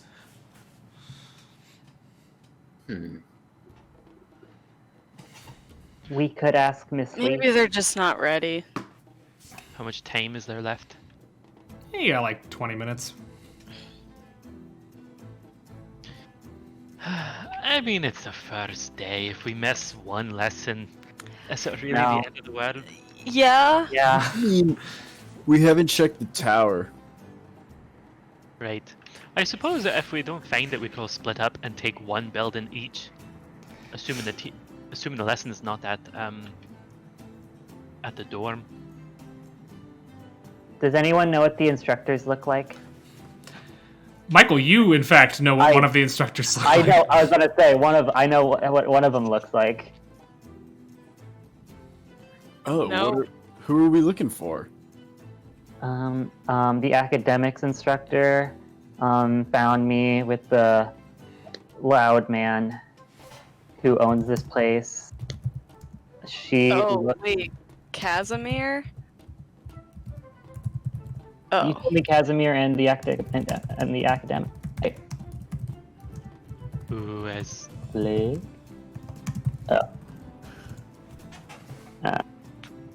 Oh. Sorry, what was the question? I was responding to somebody being way too nice to me in chat. Oh, I thought you were like sending me information. No. No, not an English guy said if Matt Mercer's a 10, I'm a solid 8, and that's maybe the best compliment I've ever got in my entire life. So, Is there a critter in the chat? oh yeah. Yeah, her name is Elithavir Warden, and she is an elven woman. That's pretty much all you've got from memory.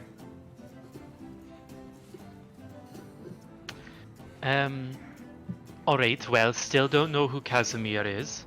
He's the owner? Oh, but you've seen Casimir as well, yeah. Yeah. Sorry. Tommy's spreading lies. Yeah, Casimir Orion is an old human man with white hair and like bushy white sideburns. Oh, right. I think I've Mrs. seen Lee, that. Mrs. Lee just mentioned his name about 10 times during the tour, so. Yeah, but like, I wasn't listening most of the time for that. Right. I was looking at the clouds, and I was watching the soldiers, and I was looking at the buildings, and then I was watching your parents. They seem very nice. Yeah, they're okay. And so what are we doing? What's the plan here? Should we ask Miss Lee where they are? Where's Miss Lee? He says, I would looking imagine we at follow the sign. the sign that says Mrs. Lee's office. Where's Miss Lee? Ah. Alright. Knock, knock, knock. Yeah, you follow the signs sort of down a winding corridor. Never mind, there's a sign. Yeah, it's just a bunch of signs pasted on like the side of these shelves in progress. You follow it down the winding corridors. It sort of gets dim and dark in here, and it's a little unnerving for a second. But then finally, you find this tiny door at the end of the hallway, like big enough for all of you to fit through, but. Oh, should we knock? Knock, knock, knock, and the door, like, swings open. And you see Mrs. Lee... Well, sort of Mrs. Lee. You see a room full of papers. Just paperwork stacked a mile high. And you can see a moving shape behind one of the papers who goes, welcome! And just sort of, like, shoves some of the paper aside. And you see Mrs. Lee, glasses on. Her hair is now, like, pulled up in a bun behind her head. Her sleeves are rolled up, and she's got like 3 quills in each hand as she's just like looking through paper and signing. She's like, "Oh, my students, welcome, welcome. What can I do for you? Told you, couldn't miss it." We're trying to find our instructor for the first class. Oh, yes. Well, I feel a little bad doing this because they were very insistent that I make you find them yourselves, but the other 2, I'm almost certain wouldn't be, and I like to think of you all as my little chickadees, so I need to take care of you like a mother hen would. They're in the 2nd floor of the Tower of Study. Oh, alright. But don't tell them I told you. Well, they wanted us to find them ourselves, but Well, us just- asking you is us finding them ourselves by finding them through information that you have. We're only using the resources available to us. Well, I suppose you could argue that to Colrell, and they may or may not agree with you. So, best of luck. All right. Do you have any other questions? Anything I can do for you, or? The bathrooms are very nice, thank you. I'm glad you like them. I really am. I'm glad they're up to your standards. Oh, and Tether, dear, I had Colfrey go take care of your little first day experience, so you don't have to worry about that. I buried it. It would have fed the roots. Okay. He had to dig it up. Some of it stinks around here. Well, best of luck on your first day of classes, or your first class, I suppose. And I'll see you at the banquet tonight. Your instructors will inform you. Alright. Banquet. Very well.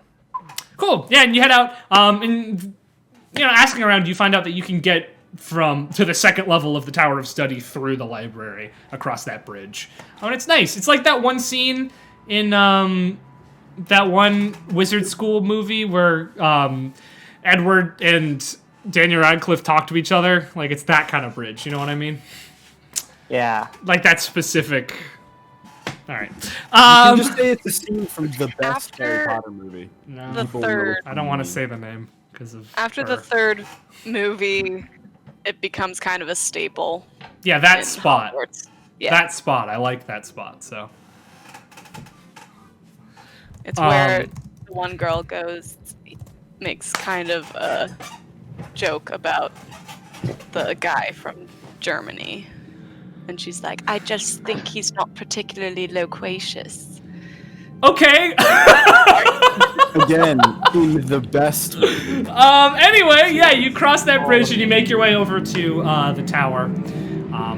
And So there's windows Slide in in the, on an the... amazing British accent for. it's open air. It's an open air Open bridge. air? There's just like a wooden roofing on top of it as well. Is there ivy on any of the buildings? No, there's probably some ivy on bits of the manor, but Ah. most of these buildings are brand spanking new, so not Yeah, really. right. But anyway, as you enter into the tower, you see that the way it's organized, there's rooms and facilities sort of surrounding the edge, but the center of it is just an insane crisscrossing of staircases going from floor to floor. Although it's like you'd have to like go up to the 4th floor to go down to the. Hey, Tommy, thank you so much for gifting that sub to Not an English Guy. Not an English Guy, welcome to Party Dungeon. Anyway, yeah, you have to like go up to the 3rd floor and then up to the 7th floor to get to the 5th floor. Like it's weirdly organized. Maybe on purpose. It's hard to say. The 2nd floor, however, you do notice that there are several sort of classrooms, and from one of these classrooms, let me change the music because this song isn't what I want. That's fine. From one of these classrooms, you hear some voices. You hear one voice say, "Coral, I simply cannot believe you. Why would you tell them to find us? We agreed to meet here." And then another voice says, "Elle, it's okay. I mean, how hard could it really be to..." "It's Elitha, Brom." Elitha. Now, don't start arguing before the school year's even begun. All 3 of us should be able to work much better together. Besides, I thought it'd be a good trick. Then the voices sort of fall silent. As they probably hear your footsteps approaching. Hello. Oh my gosh. This boy is gonna get us all killed. Is this where we learn to be heroes? All right, you enter into the room and you see in front of you 3 figures. The first is a broad-shouldered human man whose well-polished armor positively shines. His deep green eyes hold an aged wisdom and weariness, and his head is shaved cleanly, revealing a strange white marking in the shape of a jagged line around his temples, standing out against his dark skin and disappearing into his thick black beard. He carries at his side a heavy flail and a shield with an overgrown tree on it. The second is a tall elven woman dressed in finely tailored, deep green scholarly robes, complete with no fewer than 7 quill pockets. This bespectacled figure looks like she runs the place, with a severe jawline and silver hair flowing loose to the small of her back. Her semi-permanent grin is one of well-deserved confidence. And finally, the third is a strikingly beautiful individual wearing pure white and loose-fitting robes that look both comfortable and fashionable simultaneously. This figure's most noticeable quality are the large red wings protruding from their back. Their face, an almost ethereal mix of the most attractive traits one can imagine, is almost instantly forgotten when you look away. But their blood-red eyes, however, cannot be so easily forgotten. You step in, you have to sort of take a second, just this strange assortment of figures standing in front of you. But before too long, the winged individual says, "Welcome, students. We are your 3 instructors. My name is Colrell. I will be your political instructor. This," and he points to the elf, "is Elitha Veerwarden. She'll be taking care of academics. And that sour sport over there," and he points to the final figure, "is Brom Kusmal, your tactical instructor. And who, may I ask, are all of you?" I'm Turn.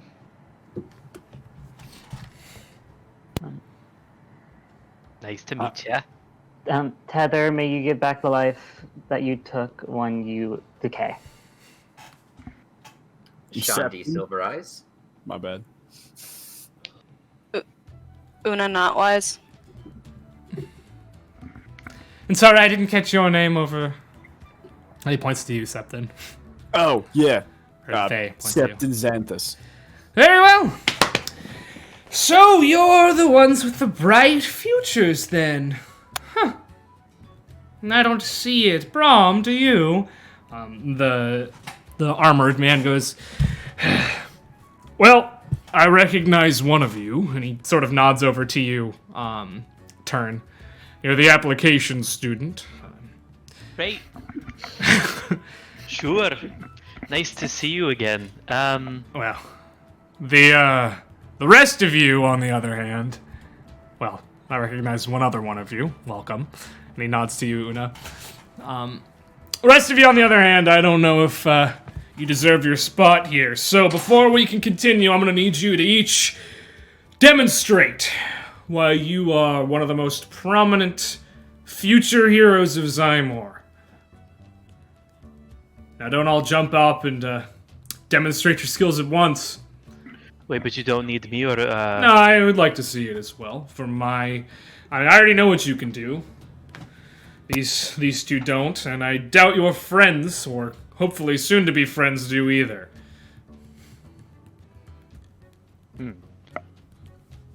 All right. Well, anyone else want to go first, or shall I? Don't all do it at once. I honestly don't know why I'm worthy of a second chance. Oh, I'll be right back. I run outside. Oh, I guess he's a exceptional coward. That's what he does. Anyone else? So while turn is out, one by one, I'm just I'm not gonna do everyone. Well, everyone but one at a time. I'm just gonna, in everyone's heads, they hear, I can do this. That's so funny because the one you freaked out about it before isn't here. It's like I planned that. You go through one by one, although as you try to do it into your political instructor's mind, it is blocked. Ooh, cool. The Elitha, your academics instructor, her eyebrows perk up as this happens. She says, "Oh, quite interesting. Now, is that ability tied to your bloodline, or is it something else altogether?" I believe it's bloodline. My parents and I can do it. Very interesting. I've never seen something tied to a halfling bloodline quite like that. But it's very... I'll take a note of that. You might be an interesting student. I can sometimes do it to more than one person, but at a time, but it takes a lot. Now that is unheard of. We'll have to test that out in my class. Very interesting. Very interesting. Let's see if the rest of you can top that. Well, Tether, have no fear. You've already shown me your abilities. If you'd like to show the rest of them, you're more than welcome to. What was that, Chelsea? When Blake was like, "You've already shown me your abilities," my first thought was just pooping. That's Tether's special skill. Poop real good. Yeah. Has a good system. Now, don't be shy. Don't be shy, Tether. These are your peers. I really don't know what you're talking about. Cast one of your spells, Tether. Just like a spell? Yes. Any of them? Okay. I'll cast Entangle on everyone. Oh no. All right. What's the DC?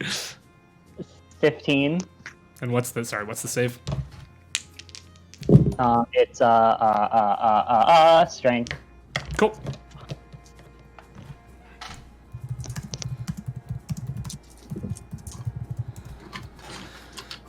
Two. 18. Nice. 7. All right, so the two of you get captured. Brahm seems to stand there and let himself get captured. Elitha just takes a step back out of it, and Colrell just sort of like disappears. And Shandi also like deftly dodges out of the way. Elitha says, "Very good. Now let them go." Thanks, guys. I was talking to them. Oh, they sort of vine back at you as they like retract. Colrell reappears like behind all of you, lounging in one of the chairs. Well, who's up next? Well, mine's a bit difficult to demonstrate, but I suppose if somebody wants to take a swing at me, they're welcome to. Brahm just like claps his hands onto his legs, like pushes himself to his feet and pulls out his flail. Are you sure you're ready for me, boy? Go for it.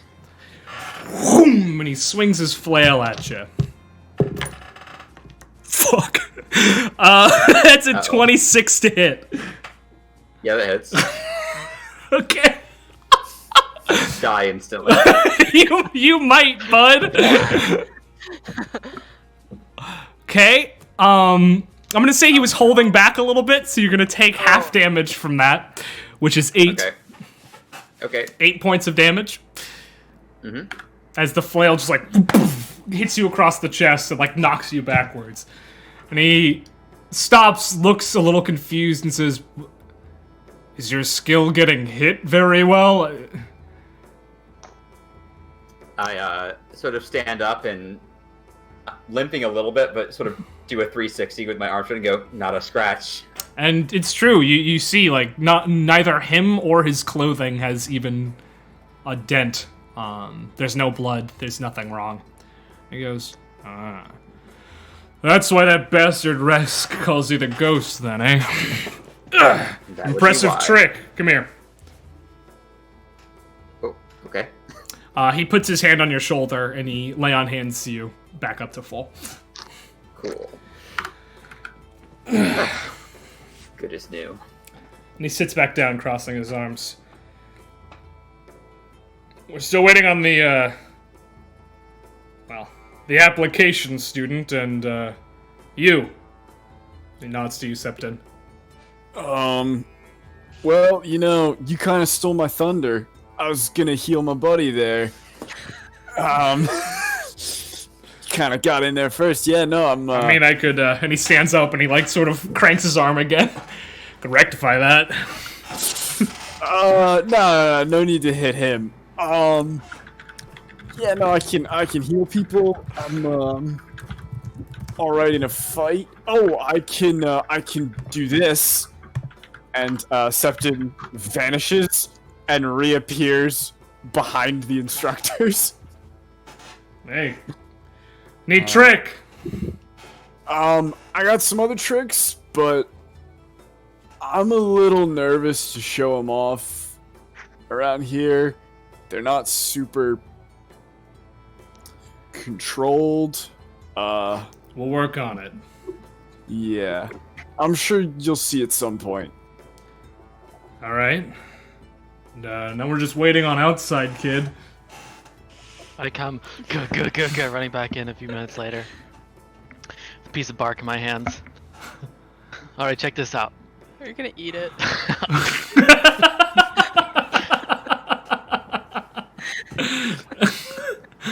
I cast thaumaturgy and make the ground shake harmlessly for a minute. That was Nah, that was just that was your trick. That's not really it. That's just a cool other thing I can do. Tether, close your eyes. Yes, sir. Take the bark and I just sort of place it on her forehead. This is a little trick I picked up from some wood elves a little while back. I cast bark skin on Tether. Not only do you get affected by the spell Bark Skin, which makes you minimum of 16 AC, but also you turn into basically a tree. Where she looked like a mushroom before, she now looks pretty much indistinguishable from just a small tree. Tether, open your eyes. I did it. You did it. My God. My God, they'll take me back. Uh-oh. Anyway, Can you move? Yeah. You still cool. have your full range of motion, though as soon as you move, the illusion of you just being a tree is a little bit broken, considering you're a tree that's moving, but... How many people can you do that on? you know, let's, so, can we move on with the lesson? What are your talents? Everyone else already did theirs, I'm afraid, says, Elitha. You've missed out. Oh. Well, I'm sure I'll see it eventually. Well, Or already? one can hope. Well, that is enough. Return Tether to her natural state, please. What? Oh. Tether, how you feeling? You want to be a tree for another hour? Oh, you mean you did this? Yes, it was me. You can stop it. Did you at least ask if you could take the bark off of him? I did find some stinky dookie by the bottom of the tree.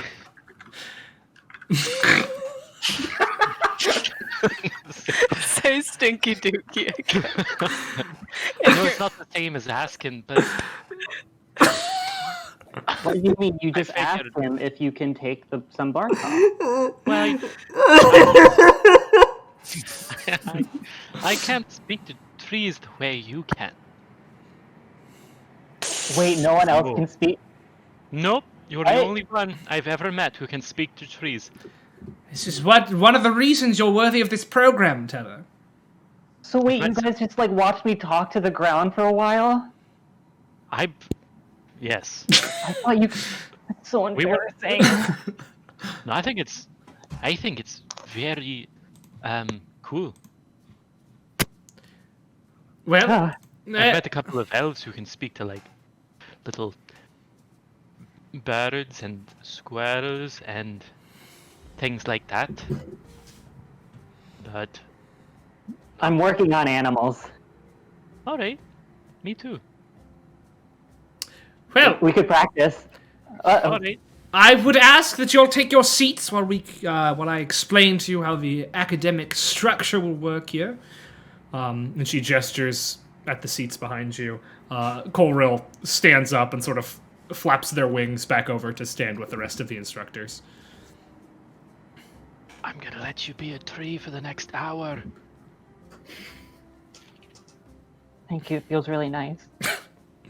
I thought you'd appreciate it. So, I really do. that's enough chatter. I'm sorry.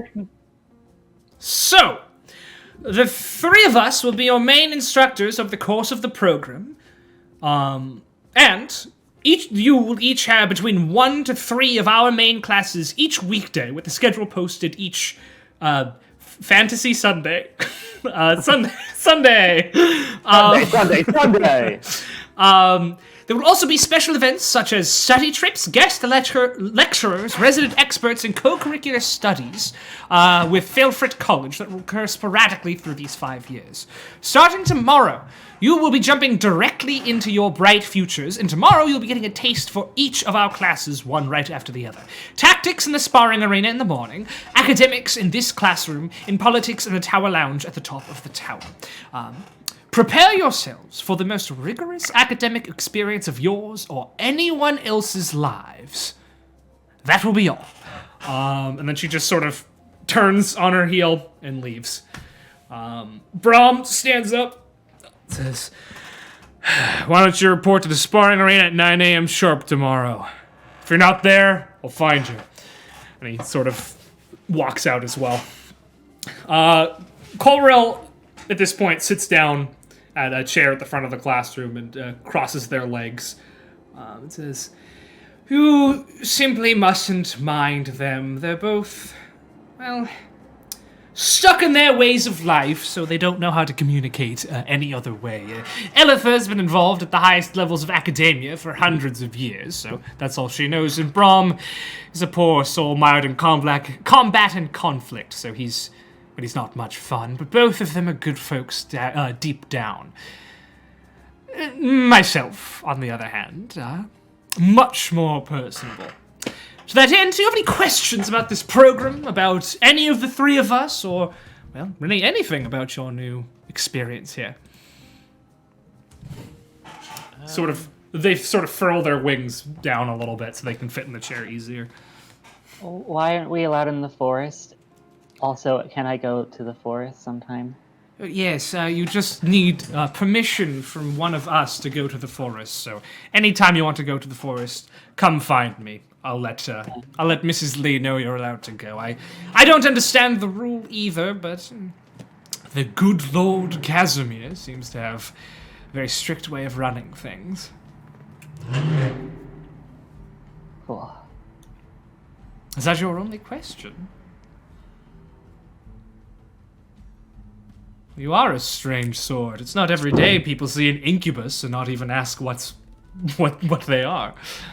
I'm sorry, sir. No, not sir. Sorry. Just Colrail, please. Sorry.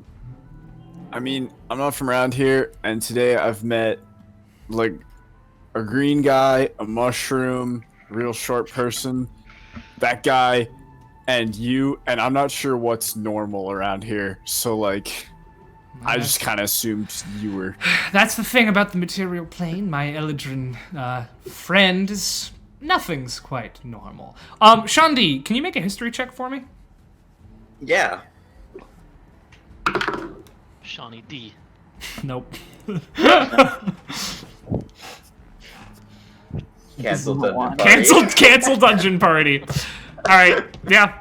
You've never heard of Colrell before. Cool. Nothing.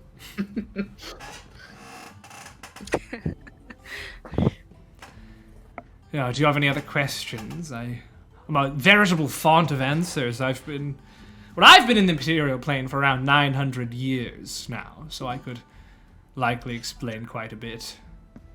If you have more questions about the plane, or if you have questions about the school, I suppose that works as well. I'm zoning out, wandering around the room, You're quite intriguing. It's going to be picking stuff up. interesting forging you into a cohesive, heroic unit. I think I'll have the most fun out of any of them, considering your social skills are, well, a bit lacking in some cases. Oh, I'm sorry. I have a question. Yes, Tether. What is a political teacher? What is that? Yes, it's not the best word for the sort of thing that I do, but it is the one that encompasses it the most. You see, I am here to be the catch-all. Damn it, Winfield. For the things the other teachers are not able to teach you. Brum will be focusing on tactics, combat, things of the like, very important for heroes. Elitha will be focusing on academics, your history, learning from the mistakes of other heroes, older civilizations, your basic stuff. And myself, I cover more of the social interactions you will be required to have, both as likely a very well-known and well-connected group of people, as well as ways to get what you need in situations you find yourselves in as adventurers. Despite what Brom believes, violence isn't the only answer to every conflict. I think if we'd simply be talking to the vampires down south, there wouldn't be a civil war right now, but unfortunately I wasn't consulted. I'm sure some dumb group is trying to figure it out. Yeah, some group of absolute idiots. Are the int scores in that group collectively higher or lower than this group? It seems higher, frankly. My character has a 6 intelligence. I'm hanging out at 8 over here. I'm okay with intelligence, but I have an 8 in strength and charisma. Oh, I have a 10 in intelligence, so... Okay. Do I have the highest intelligence? What is it? I'm a 13. Smart. I'm a 14. Oh, wow. Look at big brain over here. Okay. Capital living. My intelligence would have been a 5 if I didn't get the +1 from being a tiefling. Jesus Christ. I rolled a 5 for one of my stats. Well, I'm things gonna be good in real. this I world. point bought, and this is what came out of it. I love how I was like, hey guys, we're doing school D&D, and you're like, cool, let's tank our intelligence. Well, that's the point of school. We're supposed to learn. Listen, we all went. A lot of us went to the same school. You didn't need intelligence to get through there. That you is just fair. walk your way through.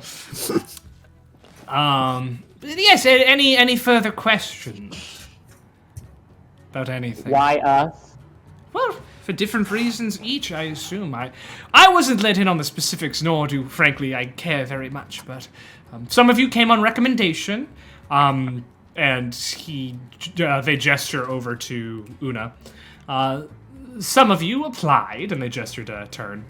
Some of you were found, and gestures back to you, Tether. You all have different reasons for being here, but you're all more than worthy.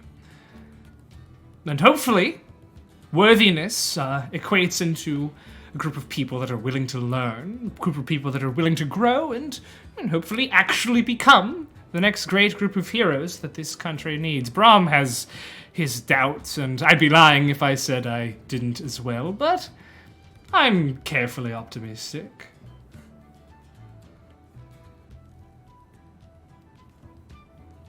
If I disappoint, I'll leave. Oh, no. I'm sure you won't disappoint. Learning is all about failure. I mean, I tried to be included in the Zymorian noble court for 1,200 years before they finally let me in, and now I'm one of their most trusted advisors. Me! A fiend! So if I can do that, you can do this. You can do it this, or you can do it that. You can do it this, you can do it that. I can do this, and you can do that. I don't dance. Why make this in the form of a school? Don't, like, adventures just pop up But yes, naturally? I can't quite speak to the ideas of our good lord Casimir Orion, but if I had to hazard a guess, I'd say that his idea was a great group of adventurers is hard to come by, doesn't form itself all the time. I mean, you look at the Silver Citadel, the greatest adventurers of our time, of any time. They're one of a kind. But if we tampered with the origin story a little bit, perhaps we could form one on our own. You all are more or less a test group to see if this will work. For if it does, then we'll never have wanting for any heroes ever again afterwards. Now there are... In the end, Yes. 5 years from now, we would serve who? Zymor, though I'm not sure anyone's thought that far in the future. Most people involved in the project are curious to see what the first year looks like, more than anything. I doubt you would find yourselves indebted to Zymor, or even Casimir. It would be more of a favor to repay, to come when they needed your help. Very well. There are many who are against this, many of them for that exact reason. The Accent Sortilegium is one. Fervently against this. Even went so far as to station one of their members in Filford College just up the road to keep an eye on you.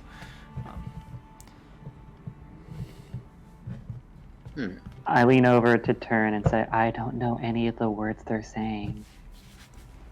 What? Are they talking still? I don't know what they're talking about. No, don't listen. Have you seen that? There's lots of neat little bugs crawling around in this room. Bunch of mites all over the old dusty books. I saw fire ants at the base. You saw fire ants at the base? Yeah. Wow. I'm surprised they have fire ants so close to the buildings with the students. I know, but like maybe it's protection, or maybe they lived there before us. But how often have you seen them use fire ants for protection? Well, Meanwhile, Shandi is sitting like stick straight at his desk. Well, one time a badger was attacking me, and it stepped on some fire ants, and it ran away. Oh. I'd be surprised if it was protection, but maybe it is. Well, I said thank you either way. That's very nice of you. I'm assuming they're in the back of the class. I was wandering around the room. That Yeah. was a five-person class. Yeah, Corel is just not paying attention to them and is focusing their attention on you. Hey.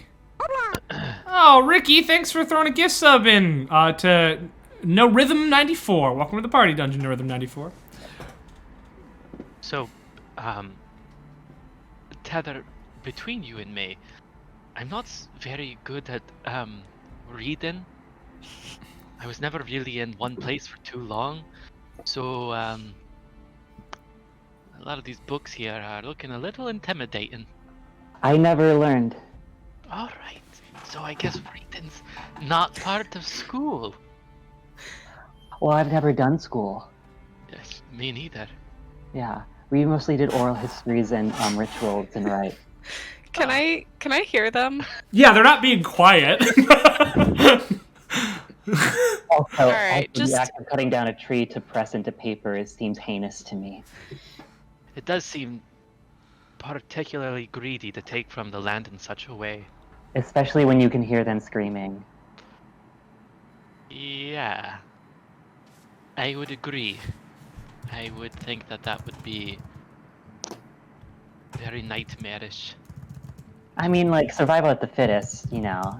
Like, I'll eat meat, but, like... Right, but don't you think that like the strong should, take a little responsibility in protecting the weak? Don't you think? Well, the weak should be used as nourishment for the strong. I don't know if I agree with that. That's quite the interesting theory, Tether. Oh, I'm sorry. Oh, no. Like that moment when the teacher's been lecturing and then they finally notice the students who are talking and then they hold up a finger to the other students and they just let them go. Pretty much.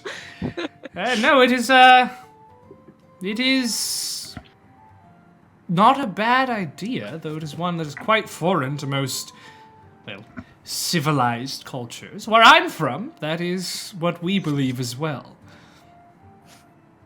Yeah. I can't say I agree with that, as evidenced by the fact that I'm here and not there, but it is an interesting standpoint, and I think you'll serve as a good foil for this group. Differing ideas tend to foster I'll try creativity. to act as the soil for them to grow. Very well. Yes, Una. How are we graded? Well, it Like depends normal class to class. I am without a doubt sure that Elitha will be grading you, yes. Brom doesn't seem like the kind to bother. I'm Bless sorry. you. bless you. And as for my class, we'll take it week by week. I'm more likely to tell you to your face what I think of you than write it down on a piece of paper and send it home. What do you think of me? Right now, I think you're easily distracted, not very bright, and could use some work, though you have good instincts and a kind heart. Sorry, I lost attention and what you were saying. Precisely. That being said, one meeting isn't quite enough to form a full opinion, but in our class tomorrow, I will be able to ascertain your level of competence, I think, a little bit better. Well then, my final duty of the day, unless you have further questions, is to inform you that there will be a banquet held tonight at, 6 p.m.? Let me check my notes. 7 p.m. at the banquet hall, and you have been informed to dress in your finest. All sorts of who's who will be here, and well, they want you looking nice. I have some traveler's clothes, but If you need better clothing, you can come by my house. I'm the backmost one. no, I don't need better clothing. All right. I might, if we're doing a thing. I don't have many other outfits. I turned to Tether and I'm like, I've got something you can wear. But I find most fabrics tend to look weird or rip and tear. Well, we'll find something good for you, Tether. All right. Well, I must bid you all a fond adieu. Until the banquet, and then until tomorrow. Come prepared for some politicking, I suppose. Very well. Enjoy the rest of your day until the banquet. So long. And they saunter out of the room. All right. They never explained what politics were. They did. As They did? Yeah. Or it probably happened when we were talking. I think I'm familiar with politics a little bit. Is when different groups of people have different ideas and they try to what? either thrive as a society or kill each other. It's all politics. Although the groups that I grew up with were fairly nomadic and they lived out in the wilds quite a bit, so there wasn't a lot of politicking going on. More just Tekken. Tether, I politics is easy. You just gotta like talk to people and schmooze and like be friendly, like chat people up, make a good impression, that kind of stuff. just imagine that all the people are like grass and trees and talk to them the same way that you talk to grass and trees. Your chlorophyll. Yep, that'll make them feel good.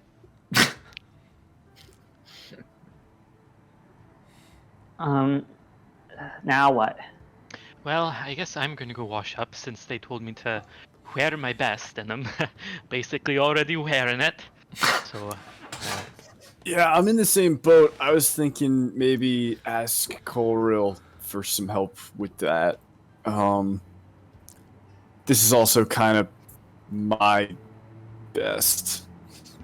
I've also got a bunch of Oh, they might not fit you guys. They're really pretty. You need like accessories though.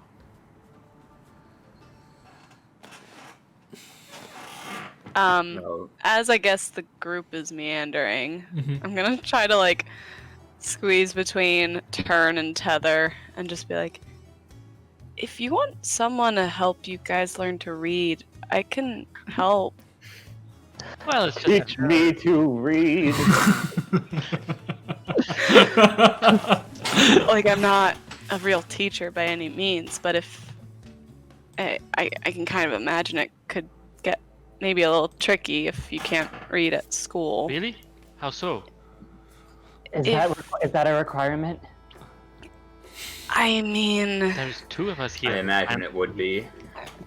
All right. Are we all aware of some reading rule that was never told to me or something? Well, you did see the library, right? Yeah, of it it? sickens me. I mean, it is most of this place, and it's full of books, so we're probably gonna have to do a little reading. I imagine we'll be making use of it. Yes. I can read. Just like, yeah. slow. when I already a had school failure. before this, we had to like go home and read a book. It's not that I can't read, it's just that I'm very bad at it. Do you want to get better? I'll get better if I need to. Okay, I was just offering, but Thank you. No, if I have any questions, like if I find any big words that's more than like 4 letters, I'll come over and I'll say, hey, I'm having a hard time. Tell me what this word is, and you'll be like, oh, that word is forest. Except I Well- know the word forest because I like trees so much, but you know. okay, yeah, sure. Anytime you need help, I mean, you know where I live. I'll take you up on that, and also I would like to have help from from everyone because they said a lot of proper nouns that I did not know. Yeah, I've got a bunch of like maps and things. I have a map in my little notebook. So did all of you have to show off your secret talent as well? Yeah, I just tried to entangle everyone, but apparently not everyone can speak to plants. Yes. Yes. So, how many people can you do that on? Entangle? Speak to plants? No. Like No people, only plants. no, like entangle. You like got the whole room. I mean, how many is in that area? I guess. Okay. I would just use it when I was out, alone, I would use it to catch some rabbits.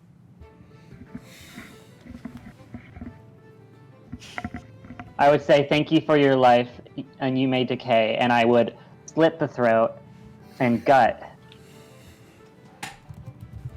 Yep. I think we've all gutted rabbits before. I think that's fair to say. Yeah, I have. Una's just like, what the fuck?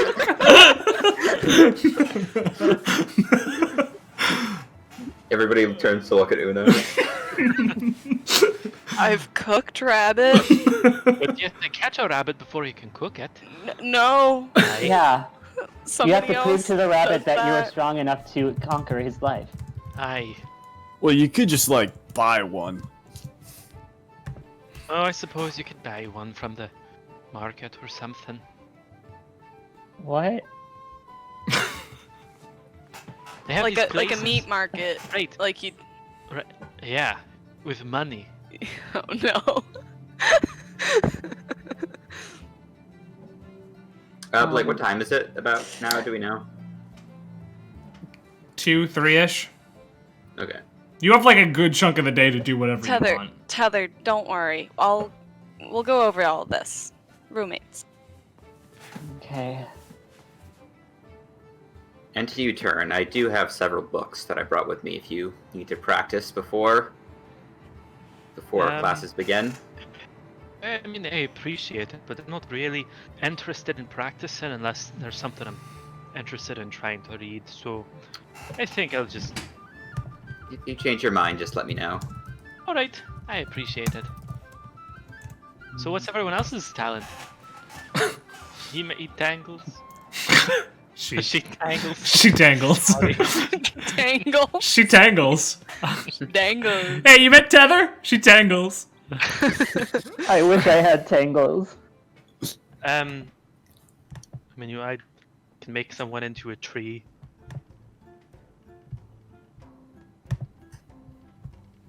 What's wrong? Are you two like guarded about it? Is it a secret? It's no secret. I just, I can. it's not quite something I want to demonstrate again. Because you have to get hit. Personal reasons. I mean, Yes, that's part of it.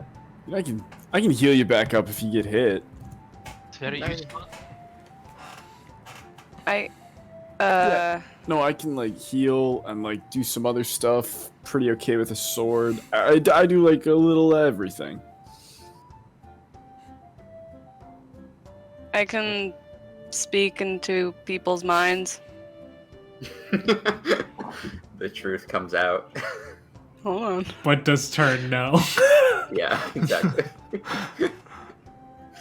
And then I'll just be like, in your mind, you just hear, like this! And it's just my normal speaking voice. Alright, that seems very useful.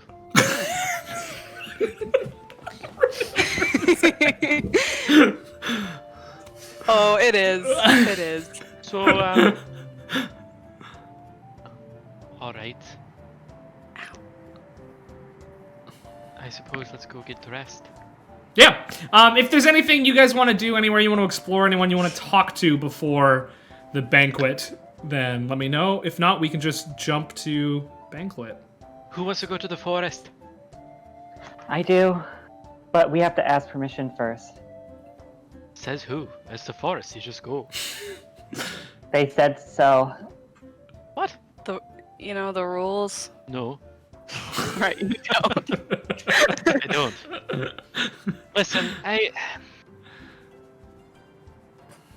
In your head, you hear that demonic voice going, careful.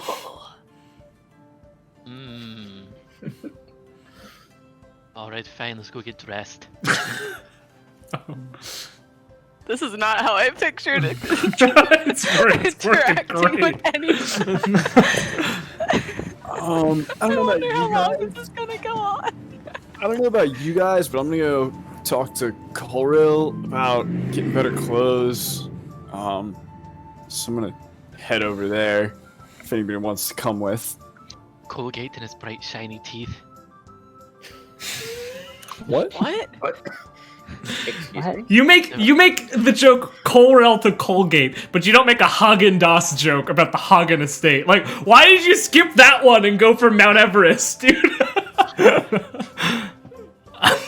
He's charismatic, you know. He's got a happy, bright smile. I don't know. You take what you can get. All right, fair enough. We're all struggling comedians. Okay, so you're heading to Colrail. Everybody else is just going home and wearing stuff they already own? I am, yeah. Yeah, you're probably fine. I'm just gonna have a conversation with some birch trees. All right, around yeah. back. They seem happy to be here. They seem happy that there's life back in this place after so many years. I also take the time to set up my rain catcher out back. All right, yeah. If you go back, there's a nice like porch area, Oh, perfect. with like rocking chairs overlooking the lake. Set up my rain catcher. Yeah, I mean it's late summer right now, so you're not expecting rain anytime terribly soon, but it's a good plan to Not set it here up. for a while. Yeah. Probably be here for a while. Yeah. It's explicitly 5 5 years. 5 years. Might get some rain in 5 years. If not, that's a problem. Big problem. Big issue. Yeah, you head over to Colrail's place, and they outfit you with a beautiful sort of shimmering green tunic that complements your Eladrin skin quite nicely. You actually look quite good for the first time in, well, probably since you left the Feywild. Hey, Colrail. Yes. I imagine we're talking while I'm like trying stuff Yeah. on. They've got like magical sewing needles, like Yeah, I'm pinning doing the you like in. standing there Yeah. while like, oh yeah. yeah, no, they're absolutely like drinking a tea, like cross-legged, sitting down, and just like making this happen magically. I love them. I gotta ask, like, cause you know, I'm not from this plane. You're not from your plane. Yes. You ever like miss it? Want to go home? Well, the plane I was born in is called Hell, so if that gives you an idea of how it is there. Oh, it's one of those planes you don't really want to revisit. Well, it depends on who you are. Myself, I could never been really to those take the too. heat. The Feywild, however, I've been to just once, and it was quite lovely, so I can understand missing it. Particularly since, in comparison to our home planes, this one seems so, well, mundane. Yeah, not the worst plane I've been on. Call it a happy medium. Oh. Have you been to Hell too? What's hell like? Not entirely sure. I know the Feywild because that's where I grew up, and somebody told me this was the material plane. Yes. Well, it depends on which layer of hell you find yourself in. There are 9 of them, after all. I was from didn't know the there were- third. I'll be honest, I didn't know there were this many planes. Everything. Okay, so you know how this plane is like everything's kind of chill, but in the Feywild everything's like crazy. Yes. This was like the opposite. Everything was just like. Opposite of the Feywild. Are you telling me you visited the Shadowfell and made it out alive? There are a lot of shadows. That's not my question. I don't want to go back there. I'm asking if like you know anything about like me getting to the, like do you know any ways back to the Feywild? I'm not gonna leave because I gotta be here for 5 years. But like, unfortunately, my kind tends to be banned from the Feywild. I know that feeling. If you've been banned from the Feywild, getting back is going to be quite difficult. Not like banned, just like kind of. I think I was asked to leave. Well, there is a portal. There is a portal to the Feywild in Nildor, not terribly far from here, but it is heavily guarded. They don't just let anyone through. All right. Well, at least it's not like hopeless. Well, if you're looking That's for nice. more of your kind, the nobility of Nildor is fraught with Eladrin, straight from the Feywild. Oh, well, no. I mean, I assume there are other people like me out there, but like, just a guy like some friends back there I'd like to see, you know. I kind of left suddenly. I'd kind of like to head back someday and be like, hey guys, it's all good, don't worry. Well, I mean, if you make a good enough name for yourself here, and if you do indeed become the heroes they expect you to be, many doors open with that title. Thanks. Yes, Makes me feel better. Also, these make me feel better. they suit you. Thanks a lot. Yes. I'll dip. They're yours to keep as well. I have no need of them. They don't fit. Oh, no way. No- Second outfit. Let's go. Make sure to hang them up when you're not using them, and only use them on special occasions. Yes. Oh, yeah, no, these don't seem like fighting clothes or No, they're anything not. like that. Well, it depends on what battle you're trying to fight. I don't get you. Well, you'll learn. You'll learn. Is that something from politics class? Yes, we'll cover it in class. Got it. Whew. Well, carry on. I have things to take care of. Tea to drink. Gossip to hear. Thanks, Coril. Drink that tea. I'll head out. I almost said thanks, Elril. Not gonna lie. Thanks, Elril. Oh, welcome. I think when it was you the nice mentioned- clothes tailoring scene that just triggered an Elril memory.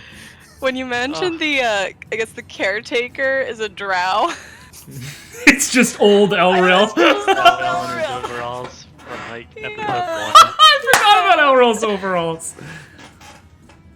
Yeah. Rip. Aren't you in like a fancy tunic now? Yeah. A little toga? Yeah. Fancy purple. No, blue clothes, I think. A little toga? That's how he talked, right? I forget. Yeah, Elril. Toga? Yeah. A little toga. Cool. My name's Elril. So, motorcycles. The rest of you, anything you want to do before banquet, or do we want to just skip ahead to banquet? Oh, I'm okay to skip ahead. Cool. Yeah. Cool. So, Changed. one of you, two of you are dressed quite finely, obviously, because one of you got cool clothes, and one of you had cool clothes. Una, what are you wearing? Some kind of costume Mom gave me. It looks probably most similar to like a Renaissance kind of thing. Great. The Empire waist.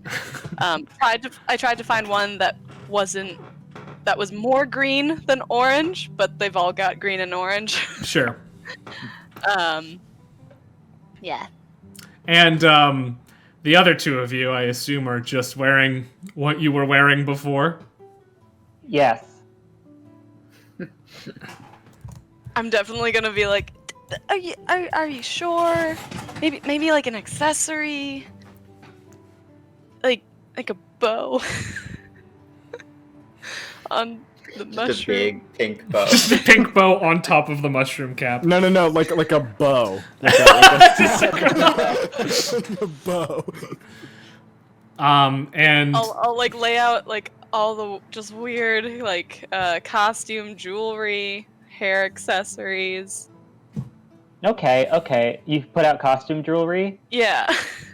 So I think there's going to be at least 2 or 3 rings on each finger. Multiple necklaces.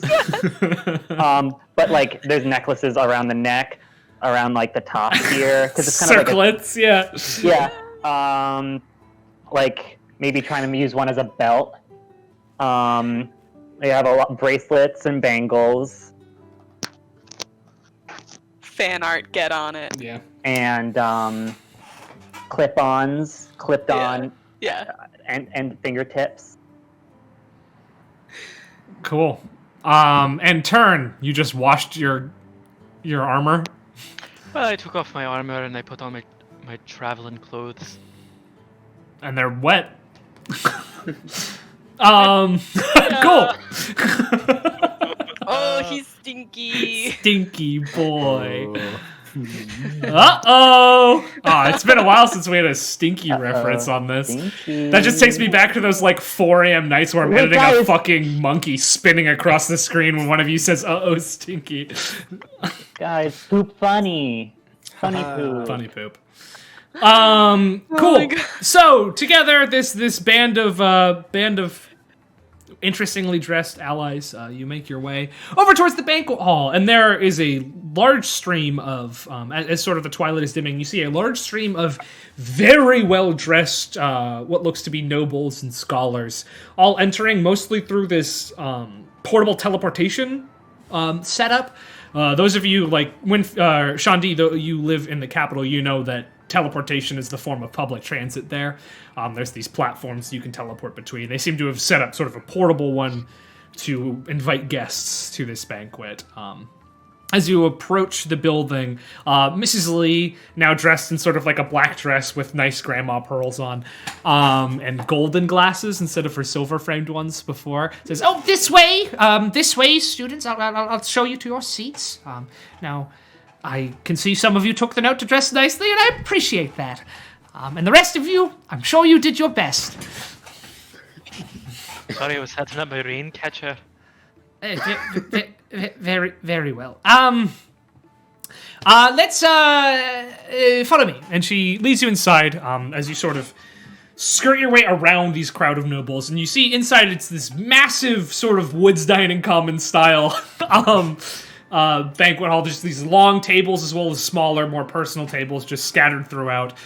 There is a balcony upstairs as well as the balcony that leads outside. The whole place seems to be decorated in this softly glowing wreaths that are hung up and about, as well as these large sashes that are hung across in red and black. You are led, weirdly enough, to a table, a very small table in the back, and told that this is where you would be dining for the night before she heads off to go take care of some other business. Like, as you look around, you're definitely not near the front where a podium has been set up. You're not in the public eye of anyone who's here. You're like, you've been shoved way off into a tiny corner. Cool. Is there a tablecloth on the table? There is a tablecloth on the table, yeah. It's made of I'm silk. gonna blow my nose. Okay. It was a beautiful white silk, but Ugh. There's It's very no, nice. there's no food here. placed out yet, is not there? yet, no. Okay. Well, I'll sit down for a few moments. Oh, as you're making yourself feel at home, Shandi, you feel a cold hand on your shoulder. Yes. You look up and you see a very, very, very familiar face. Sort of. Not Daddy. Sorry. It is a gray-skinned tiefling man dressed in the similar colors to yourself. He has 2 rings on his fingers and one just like very. This is not the right song for this. One very simple circlet above his head. Sorry, on his head, I guess would be better to say. And he says, "I trust you're fitting in well, my ward." Ah, my lord. I'm gonna get down on one knee. No need for such shows of respect while we're here. I just wanted to check up on you and see your cohort. Well, they seem a interesting bunch, although strong, as to be expected. As they should be. I'm Althea Resk. One of the reasons any of you are here today. You're welcome. Despite his sort of brutish attempt at conversation, there is something charming about him, mysteriously. Maybe it's the way he says his words, maybe it's the way he slightly smiles as he does so, but you can't help but feel a little enamored. No, you're not Fetch. My lord. My lord. I should ask that you do your best to make my Shandi look as good as he possibly can. Hi, my name is Tether. May you give back the life you stole when you decay. Oh, I've not stolen anything. The courts can prove that. I don't know what that means, but it's nice to meet you. Just, no cap, that sounds mad sus. I hate you. Just a simple joke from the courts of Zymor. Well, an interesting lot we have. I do hope my money was well spent. Shandi, It was. You read my mind. Well, I'll be going to enjoy the feast. I've been asked to give a speech or two, so perhaps you'll see your dear old master and flash his pearly whites. Remember your promise, Shandi. Always. Good. Enjoy the feast. And enjoy the program. And he sort of saunters away. And you notice, like, 8 armed dudes you didn't notice before sort of, like, blend out of the woodwork and follow him.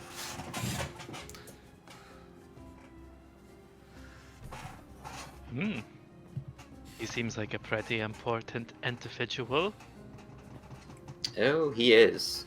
So you, like, got in here because of, like, a friend of yours? Somebody you know? I got in here because I earned it in service to my lord. Got it. Yeah, no, I had somebody, like, kind of come to me and be like, hey, you're in, because the guy you talked to, and I know what you mean, man. Is he like a religious figure? Or... No, he's just one of the most powerful lords of Zymor. Oh, would I have heard of him? Make a history check, yeah. Oh dear. What are you talking about? You're one of the smartest of us. I know, but my history ain't... Oh, 17. 17. Yeah, you've absolutely heard of Lord Elfiar Resk. Alright, then never mind. He's notably ruthless, though he's never been convicted of any sort of capital crimes, which people often think him and his businesses and his associates commit, mostly because he tends to invoke trial by combat and always wins. Ooh. Interesting. I wonder what they'll be serving for So- dinner. I'm pretty hungry. At the same time, wait. You know Althear Resk? Well, I more than know him. I'm his ward, one of his court duelists.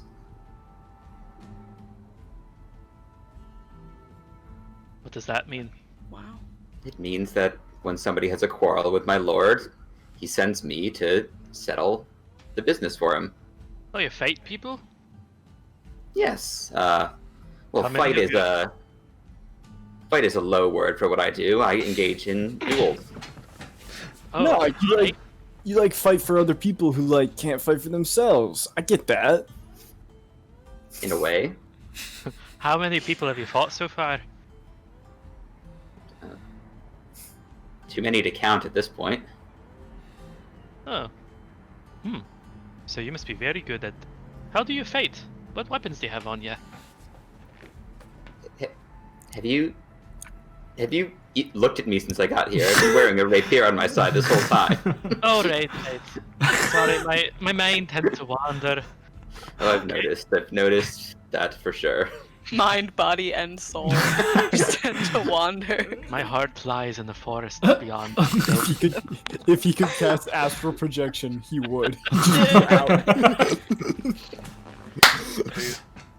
Tether whispers to a beetle in her hand, "It's getting pretty tense at the table. I don't know what to do." Well, that's pretty interesting. Man,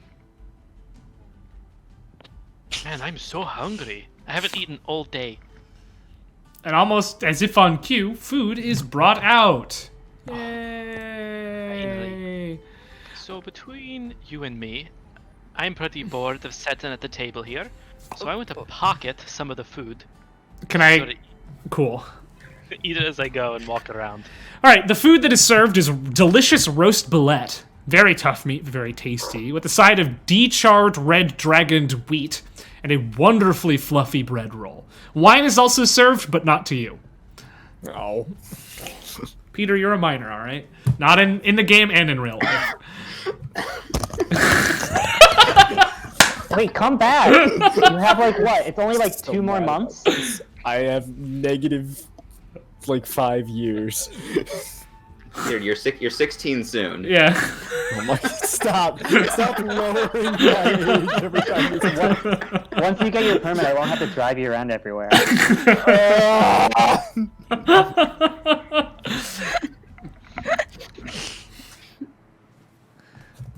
Ooh.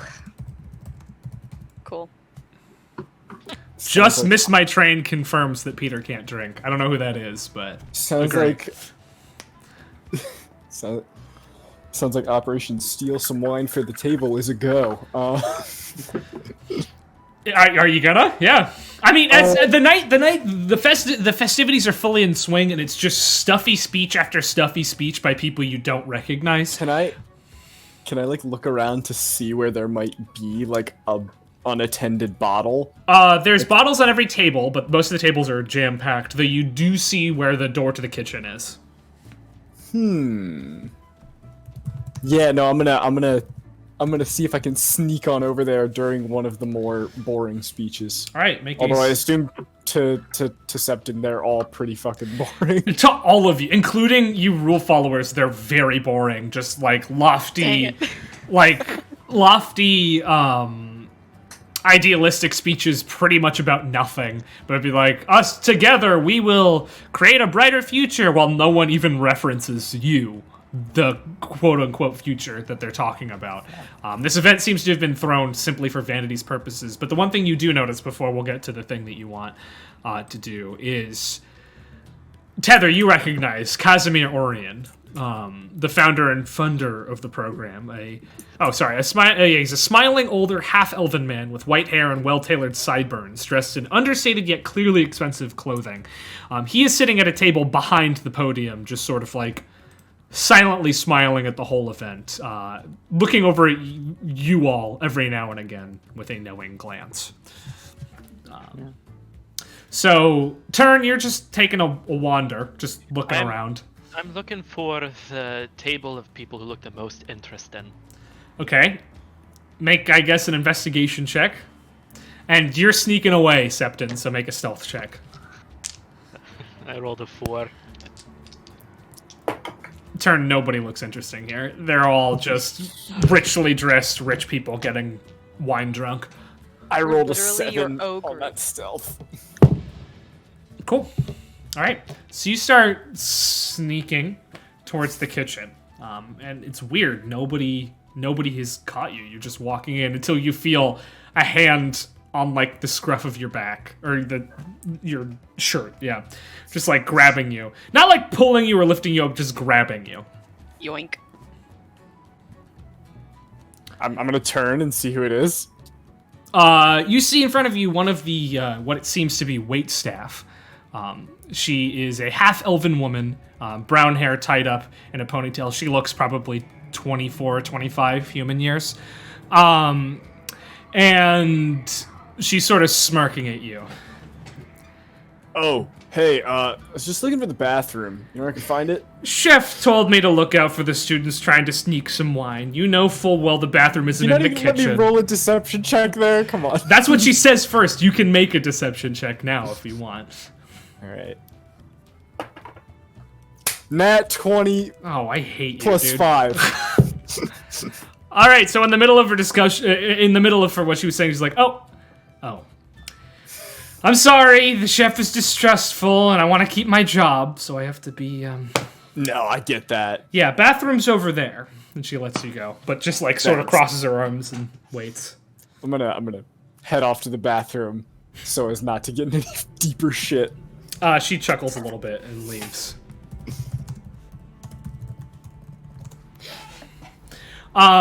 She chuckles, yeah, and heads into the kitchen. And On my way back out? Yeah, on your way back out? I'm kidding. Are you gonna go for it again? No. Alright. I would love if, like, every time you get caught, you just always ask for the bathroom, and you keep rolling well. Hey, And then the teachers are just like, he really needs the bathroom. It's got a lot. IBS, dude. Listen, He when also I like get keeps forgetting where it is. when I get expertise, it's going in lying about the bathroom.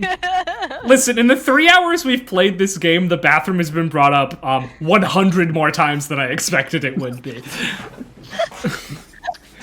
And that's on me for not expecting you guys not to talk about the bathroom the entire time. All right, what's everybody else up to? Yeah, Turn, you wander around and don't find anybody interesting. Just wine drunk. Okay. I say, does anyone want this? What, I'm what? only eating like acorns and like dandelion roots and stuff that I found. Like, so you're offering your food? Yeah. Una has never had such amazing food before. Even if it's not good, It's interesting. really good. Like, Okay. you expect the tough meat to not taste good, but it's impeccably seasoned and cooked just perfectly. Like, it's hard to sort of get through the crusty exterior, but once you get in there, just explosion of meaty flavor. I mean, if you're offering, Here. nom nom nom. Yum, yum, Nom, yum, nom, nom, yum, yum, yum, yum. Yeah, Yeah. the night continues, and it seems like it is in no chance of ending. Resk, Lord Resk gives a speech, which is actually marginally interesting, but it's probably just because he's a very theatrical, charismatic guy, not because he's talking about anything important. It was just speech after speech with no sign of ending. People are starting to fall asleep at tables a little bit, but yeah. The whole time, Wait, Shan- go ahead. the whole time Shanti is like sitting upright, like trying to appear attentive, but his eyes are like completely glazed over as he stares like dead ahead. Are you Do I- implying that like Oh, sorry. even people who aren't us are falling asleep? Oh yeah. Like Okay. they've been here for like 3 hours now, and the wine is free flowing. Like they're taking some of them are taking some naps. Similar to Shandy, I'm trying so hard Turn. to be attentive. Do I recognize anyone who Um, might have patroned a show? Not like specifically, but you can pick out some of these people have definitely come to see shows in Helvast before. You don't like know them by name, but yeah. Yeah. Cool. It's a similar crowd who is here as like your more affluent shows. Yeah. Yeah. Turn would like to leave the building. Yeah, you are welcome to leave. As you step out, you see Captain Sheena sort of arms crossed standing outside the door. She turns to look at you and says, "Made a good choice, kid." How far away is he? Like, outside? Oh, wait. Well, as he was leaving, how close are we to the door? You're not terribly close to the door. All right. Yeah, you're a little more in the corner, but... Then never mind. Made a good choice, kid. This kind of event's horrible. Yeah, I don't really see like. What is the point? You know, of it seems like they're saying the same thing over and over again. They like to hear themselves talk. So I saw you training the soldiers earlier. Are you going to be training all of us in the same way? No, that job is up to your tactics instructor, Master Kusmal. Though, Or are you just like a captain of the guard around? yes, here? I'm here to guard this facility, you, and anyone else who steps foot on the premises. That being said, I mean, if you brought it up to your instructors, I'm sure I could teach a master class or two. What? Sure. I mean, what's the master class? How is that different than a normal class? Well, it's not regular, I guess. I don't know. I don't know if I actually know what a master class means. People have just said it a lot in my life, and I figured I understood. Is that the character talking, or is that Blake talking? Hashtag relatable. Who knows? All right. That being said, I do run morning calisthenics at sunrise for all of my guards. If you're wanting to join, we do jogs through the forest, back in an obstacle course every now and again. You had me at forest. Oh my god. I'll see you tomorrow morning. All right, meet me at the the Northern Lake Gate, 7 a.m. All right, I just have to be back by 9. Will we be done by 9? Well, depends on how fast you can finish. All right. I like the sound of that. No, Michael! I can finish very fast. Stop it! I bet I can finish. I hate you way guys. before I hate every single one of you guys. Cancel Dungeon Party. I can finish so fast. It's a normal word! Just like thick! It's just a normal word! Oh, got him. So fast, they'll never see me coming. Oh my god. All right. See, you guys only get this for like 4 hours a week. Yeah. Listen. Yeah. Yeah. There's another dirty joke there, but it was too much. I can't do it. Do it. Do it, coward! Oh, Okay, no, it's not. that's fine. All right, I'm gonna go take a walk around and see, look at all the buildings and, I don't know, just Cool. find something fun to do. All right, yeah, you look around, and probably the most notable thing you see is Brahm, your tactics instructor, seems to be training in the sparring arena, I'm alone. gonna watch him. Doesn't really seem to notice you. He's doing a lot of like conditioning as well as several like dodging drills. He moves surprisingly deftly for a man of his age in plate mail. I mean, he's not particularly old. He's probably like, I mean, for fantasy age, he's probably like, late 30s, which is fairly old. But All right.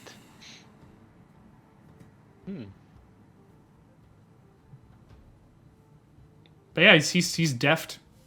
He moves quickly and well.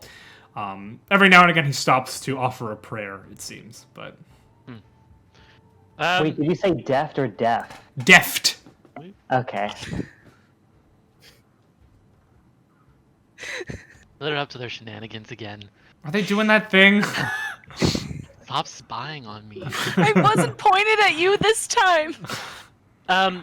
Mr. Teacher, Oh, yeah. Can we The name's Brahm. Right, can we do some training right now? You're eager. I like that. Sure. What kind of training? I know I have my sword and my shield back in my room. You want to spar? Do some hand-to-hand sparring. All right. Bring them. Archery. All right. I run and go get it. Cool. And yeah, you when you return, he sort of set up a training dummy for you. He's like, "Ugh. Before I'll spar with you, I just want to see what sort of skills you've got. All right. Don't want to hurt you. Okay. I hack at it. Yeah. All right. A little rudimentary, but there's promise there. See if you can hit me. All right. Just try and hit ya. Yeah. My sword. 15. Cool. You swing your sword at him. He like steps quickly to the side, takes his armored gauntlet, and knocks your sword tip like straight into the ground. Why do I just picture it's a wooden sword from Tether? No, turn, sorry. Go pretty fast. Well, yeah. You could also say that you're pretty slow. Well, that's why I'm here, to train to be a hero. I strike again. All right, make an attack roll. I crit fail. Similar maneuver, except this time he just grabs your sword and pulls it out of your hand. I punch him. All right, make an attack roll. 6. 6. You king, just like punch him right in his breastplate, and it hurts your hand a lot. But he looks down, he's like, "All right, I like those instincts." And he sort of tosses the sword back to you. Yeah, no, you fought even though I took your weapon, and that's the sort of instincts I like to see. Oh. Alright. think you're gonna do well here. All right, come back at me, and we'll sort of montage you training your best to fight him. But throughout the night, you're not actually. Exactly. Throughout the night, you are not able to land a single hit on him. He's like probably what, level 19? Well, he's higher than level 1. That much is Yeah. for sure. What are the rest of y'all up to? This.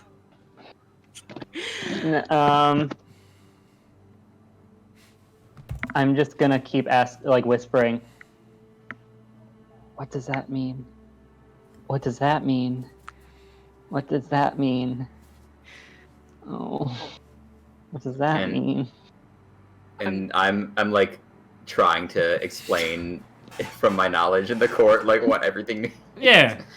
You get a rudimentary knowledge of the way civilized society talks through this. Straight up asleep at the table over here. Yeah. As like various terms come up, I'm like writing them down. I guess she wouldn't do it on the tablecloth, but like on a napkin. Sure. Cool, yeah. I mean, you're into hour 5 of this banquet, and it shows no sign of stopping. Where did Turn go? Ew, Turn's gone. Strange, she would have guessed this would happen.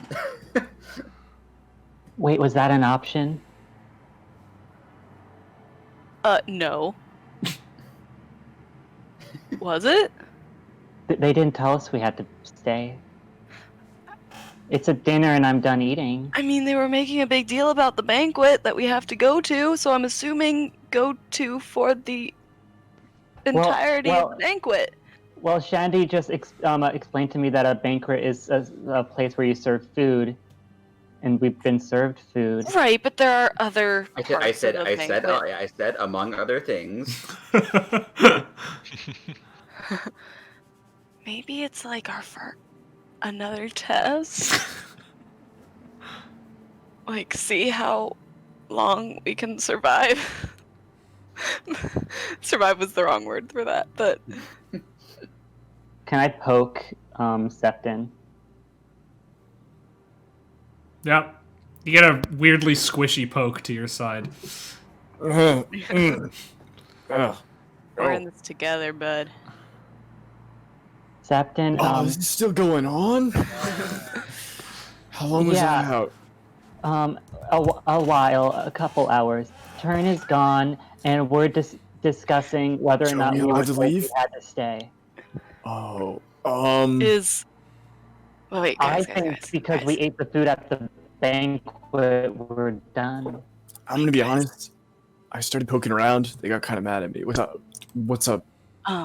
Is there a table of people within 30 feet? Yeah.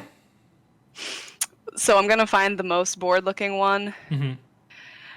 It's a portly human fellow, like Perfect. twirling the one thing of hair he has in the front of his head. So only in his brain, he's gonna hear, Jesus, this is some right shite, ain't it? See his eyes widen, and he looks around. Who said that? Did you? And he like taps a woman he's sitting next to. Did you hear that? Hear what, darling? Nothing.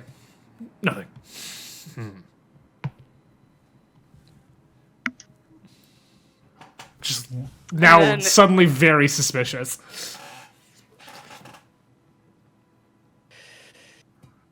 Then in her head, I'll be like, oh my gosh, he's just so annoying. I'll just be like to everyone, just look down. She goes, honey, did you hear that? No, there's nothing. Definitely nothing. She's like,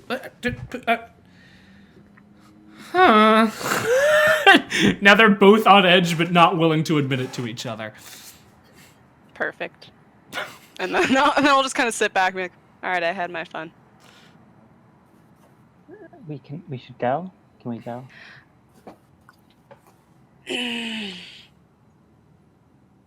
You can. I'm just I'm not gonna going. pull a phoenix. A phoenix. A turn. No, it's a phoenix roll. Oh, a phoenix roll. I see. Okay. I'm gonna get up and just like frantically eyes darting, but stiffly just as small as possible, just start walking to the front door. Cool. Yeah, the only people that seem to care or notice at all are your other friends at the table. And as I near the door, I'm just gonna give a frantic like.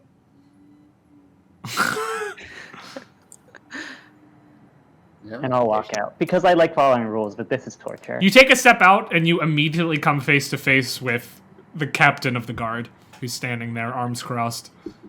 Oh, I'm sorry. Why? What did you do? I left. Oh, that's fine. Thanks. Okay. I mean, don't make too big of a deal out of it, but I wasn't told to keep you here. Okay. So I stayed, and I can leave, and I'm not doing anything wrong. Not that I know of. Okay. I'm just gonna poke my head back in.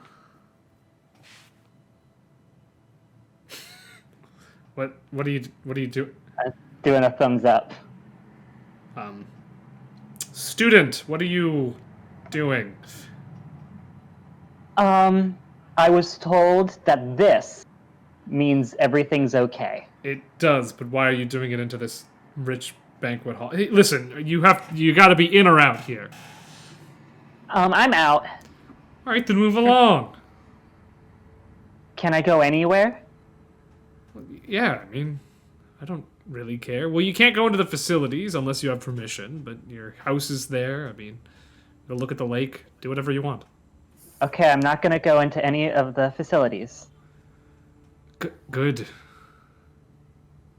I'm gonna start walking to the forest. Okay. Damn it. What are the rest of you doing? Yo, Una, I think I know what you're getting at. And there's two people who are very upset, and I'm gonna minor illusion a mouse running across the floor in front of them. Cool. The man like jumps and starts yelling, and the person giving a speech up at the front like stops, and the whole room looks at him. He goes, "A mouse! There was a mouse!" Somebody up at the front just like, mice here? And the whole room sort of starts buzzing with like rumors and gossip. Is the mouse still there? I mean, it was just an illusion. So I don't think it's there anymore, yeah. Unless you want to keep it there. I mean, you could look at Septon And be like, thank you. As soon as he says like, oh, it's just a mouse, I want it to be like, oh, I'm so much more than a mouse. Into that guy's brain. Yeah. It's like, oh, it's talking! The mouse is talking to me! I've had enough of this! And he, like, in a huff, stands up and just storms out. And his wife is like, darling! And, like, follows him out. And the whole room is sort of, like, chattering now. The person giving a speech is like, yeah, thank you. That's all. Hey, were those two the only people at their table? There were other people at the table, but at this point, people are starting to, like, stand up and edge towards the door. Shandi is, like, leaning back in his chair, smirking at all this. Shandi, you notice that Resk just isn't even there anymore. Like, he dipped a long time ago. Seems about right. Are all of our teachers... None of your teachers are there. Not a single one of your teachers is there. Okay, Una Is this finally like a notices scholarship this. luncheon? Yeah, pretty much, yeah. This is the scholarship luncheon? Yeah. Alright. Is Mrs. Lee there? Yeah, she's there. Okay. She does seem to be trying to calm people down and like worriedly assuring them that there are no mice on the premises. Yeah,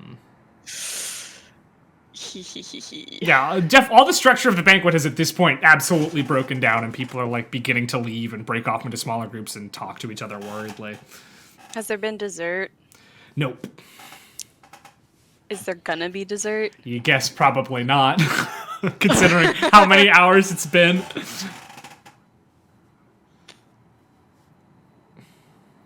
I'm so conflicted.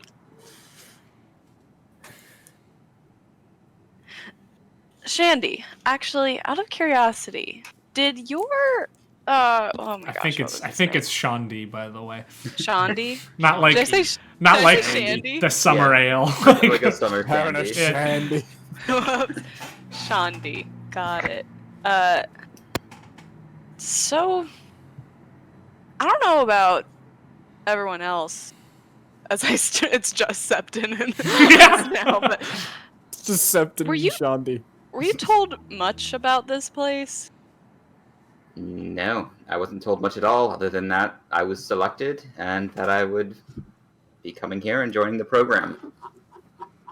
Okay. Because I feel like as much as we've asked them, I still don't really know. No, it's hard to discern who's pulling the strings here, even especially with this sort of event being held. There's a lot of powerful people in this room. And so, Blake, so our class, it's just us five? Just the 5 of you. This whole facility seems to have been built for the needs of the 5 of you. Wow.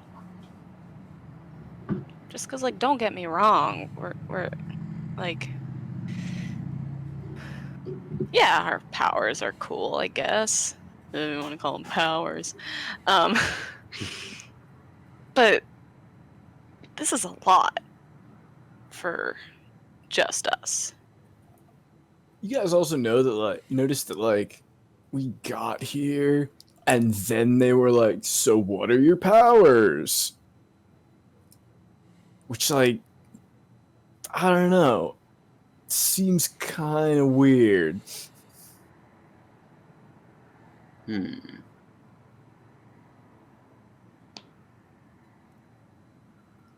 Well, It's also, it's like unfinished. Like, I don't know much about, like, buildings and schedules and administration, but wouldn't they want everything to be done by the time we're here?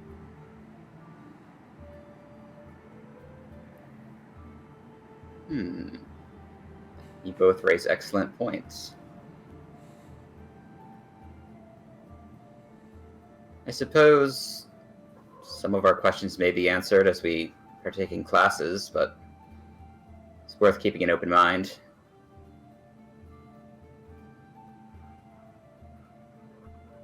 As you have this conversation, your eyes sort of darting across the room, notice that Lord Casimir Orion is staring directly at your group. Who notices? All of us? Yeah. He's just got his sort of complacent smile on his face that he's been wearing the whole night, but his eyes are certainly focused on you all. Do we acknowledge him? Do we give it? Some acknowledgement is in order, and I'm just gonna do a low, or not a low bow, but like a soft bow. He like gently nods his head. Cool. All right. I think this is why we need the politics classes.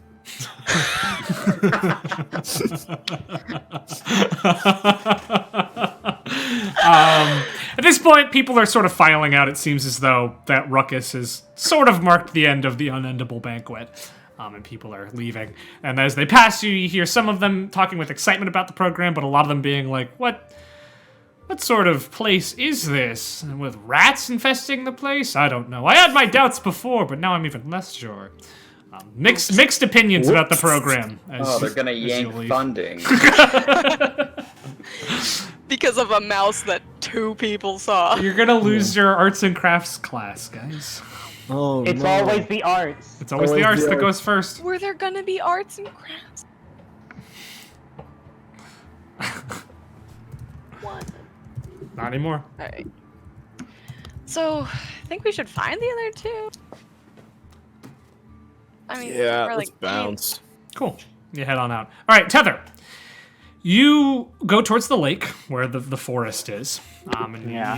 your house is there. There's the lake, and then there's the walls of the facility, which go right up onto the lake, and there are gates in the walls. Both of those gates are closed, and there's a guard stationed at either of them. At the gates, not at the walls. The gates are in the walls. Yeah, but there's a portion of the wall that is not a gate. So there's like two like gate entrances. Get but then your there's, like, a pull wide up, pull expanse up, of pull wall. up your map. Pull up your map. Yeah. So there's a You gate see those there. like tiny little things? Those are the gates. They're in front of the Okay. gates. Okay. Do you see like in between the front gate and the lake gate and the top of the map? Yeah. In between them, that wide expanse of wall. Yeah. Um, There are guards patrolling the wall as well. But I'm just talking about they're that's up what I on was asking. they're up on top, but there are guards standing next to the gates as well. okay, that's what I was asking. If there's like guards at like the Yeah, there's a- non-gated parts of the wall. There's like a guard force 25 strong guarding pretty much every part of this facility right now. There's a lot of important people here, so it seems security is very tight at the moment. Okay. I'm gonna go to the lake. And can I just like swim it? You want to get in the lake? Yeah. Cool. Yeah, you dip your toe in. It's quite cold. There's still some of the warmth remaining from the daytime, but it's surprisingly chilly for how nice of a day it was. So can I do like a kind of like an arc to get to the shore not gated? Yeah. So are you gonna just swim on the shore, like right past the gate? Or are you gonna like go out more into the middle? It's a pretty big lake. You're definitely Yeah, I'm gonna not have to gonna make go out some. to the middle, but I'm not gonna also just do the side. It's a long swim, so I'm gonna have to make some checks to not drown. Like that's Okay. the size of the lake, but you could do that if you want. Yeah, Cool. Make an athletics check for me. athletics. That's good for me. Not. -1. Here we go. 17 minus 1 is 16. 16, not bad. Yeah, it's an exhausting trip across the lake, but you do manage to sort of swim out.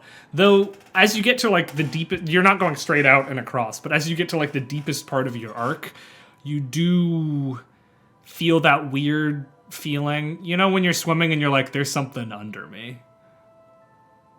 Yeah. Like that horrible, unnerving feeling of like, there's probably something down there. You can't prove it. You like look down and you can't see anything, but like it's that feeling and like in your gut that's like, I gotta get out of the water, dude. There's something down there. You feel that briefly, but it passes before you make your way back onto the shore.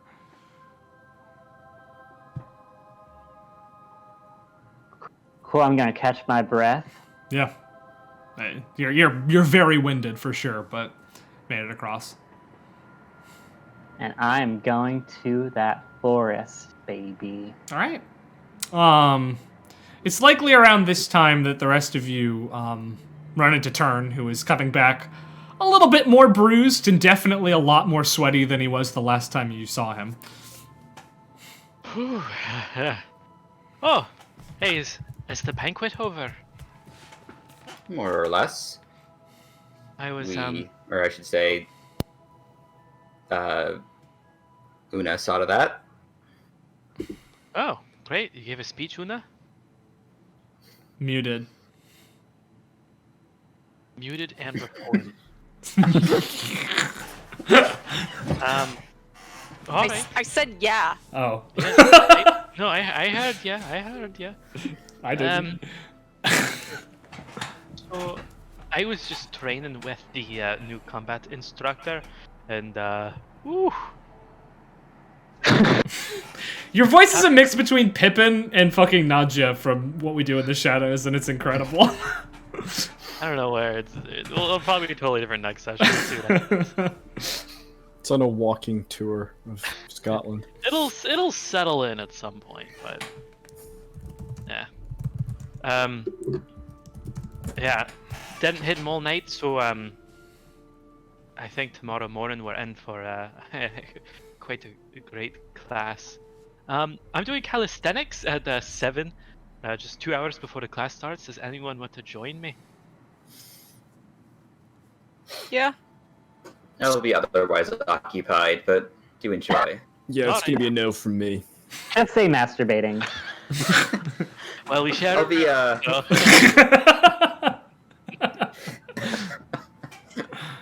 Yeah. Yeah, we're gonna have to set up masturbating rules in the boys' room. Sucks. All be in there This at once, sucks, I mean. dude. Wait, did You you don't wanna- say that? You don't wanna all be there at once. It's gonna rotate out, you know. awful. Ah! Schedule. So Peeps makes a good point in chat. He did say he finishes fast, though. I'm just gonna go off to bed. He does finish fast, so he won't need much time on the schedule. All right, yeah, you're headed to bed. Just develop like a hand was- signal, like tells him we have to leave for 30 seconds. Was Tether with you? No, haven't seen her all night. Well, that can't be good. Did she leave? Well, maybe you should just went to bed. Are we at the beds yet? Yeah, Rooms yet? you're like sort of walking and talking on your way to Okay. Okay. Well, maybe the- she's house. in our room. All right. As you enter, though, you see that a goodie basket of sweets has been put on the table in the middle of your room, and there's a note that says, "To my little chickadees," from Mrs. Lee. Oh, that's nice.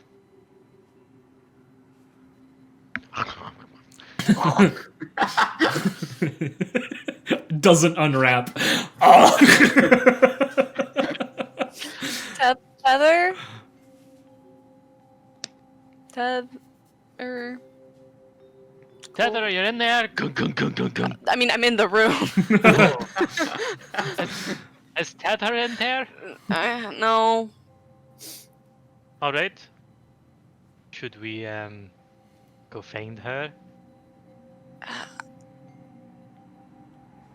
Yeah. Let's see. I'm level 1, so I have 0 useful spells. Don't you have 0 spells at level 1?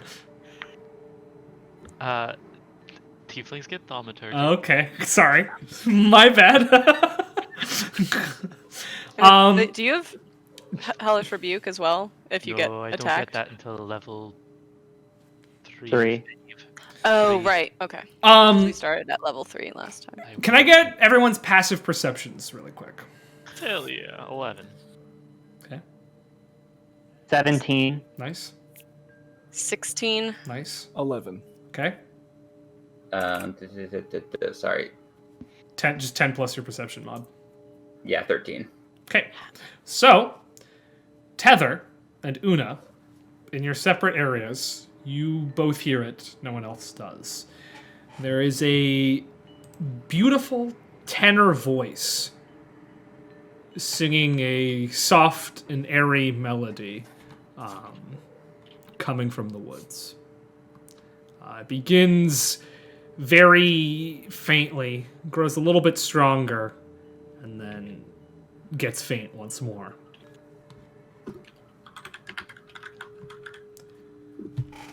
No one else hears it, though. Una just kind of like stops talking at mid-sentence and then like goes to the window just to like see if she sees anything.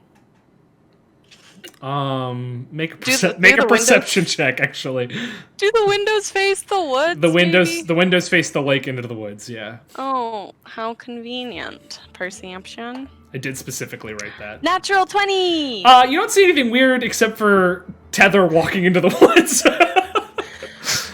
You look out and you see like getting out of the water and like drying herself off a little bit and like breathing heavily and starting to walk towards the woods. Tether. Guys. Yes. I found Tether. Oh, Oh, good. where is she? She's going to the woods. Oh, It's not not good. Nope. Okay. Maybe we should like go find Mrs. Lee, Lee, and just ask for permission, or like tell her, hey, she went into the woods, I think but is we that need to gonna, go like, get her after in trouble? Tether. or, well, maybe Let's we just should. go after Tether. It'll be a quick trip. Maybe we in should and like out. talk to an authority first, though. I've never done that in my life. Okay, could you, You know, start? honestly, I've heard enough authority talking tonight. Kind of gonna put me to sleep if I hear any more. I Okay, but like it'll be easy just to like go get permission to go into the woods and we have a good cause and a reason to. Oh, shit, how long does it take to put on leather armor? light armor is what 1 minute to don. minute. I think 1 minute, yeah. Alright, can I be doing it as this conversation's going Okay. on? No, I'm gonna go into my room and shout through the door. You put on armor over your clothes, I'm assuming. Not these clothes. These are like frilly No, and fancy. I gotta go clothes, change. Yeah. I have it I'm running under. upstairs changing, shouting down during this conversation. I've had it under. Throwing on some medium armor. Yeah, that's my- great, but we don't really have time to go and ask her. By the time we make it back, Tether might be gone. So we should go and ask for I'm actually- forgiveness later. I'm actually just picturing the three of us changing with Una like turned around, Yeah. facing the other direction. Yeah, like your guy, because your doors sort of face each other. It's like stairs that lead up and then doors on either Yeah. side. So your doors I are probably open, and Una's just like looking into her room while you guys are like, Okay, but like, okay, well, let's say we run into a teacher on our way, then we ask them. Sure. Sure, yeah. Okay. If it's on the way Yeah. and it doesn't slow us down. Okay. Yep. All right. Getting my swords and daggers and things. cool. I was already wearing like everything because it's all part of my court ensemble. Yep. Get my rapier out of the wall. Get my whip. Rapier. I thought it was a scimitar. No, I don't know scimitar. Oh, I heard wrong. I'm actually not even proficient in scimitars. Well, all right, yeah, you're all geared up, and you start. So, how are you? What's your plan for heading? Are you going out one of the gates? Are you going across the lake? Do you think we should... How's everyone at swimming?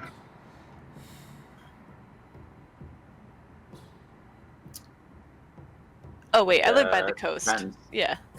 I'm probably not great at swimming. I'm alright, but like... Does it look like someplace we can get to by easily by going out the gate and around the wall? Yeah, I mean, she like swam out back to the shore. You could just go out one of the side gates and go Does up. that look like it'd be the quickest way, or does like going around the wall and sort of swimming around that looks like it'd be faster? It would be equidistant, really. The issue is you do know that guards are stationed at the gates. Great. We ask the guards. We say, hey, we know that Tether's out there. Well, I don't see why that wouldn't work. Alright, fine, let's go, and then we'll all hurry. Swimming could be plan B. Aye. To the gate. All right, yeah, you make it to the gate, and you can see that the guard stationed is a younger. He's probably closer to your age, maybe like a year or two older. Human man, sort of blonde hair, like Tommy Walters vibes. He says, excuse me, hold on. What's going on? Forest is off limits at night. Yeah, and Right, we've been given task of taking your post. You're good for the night, man. Make a deception check. If this doesn't work, we're just looking for the bathroom.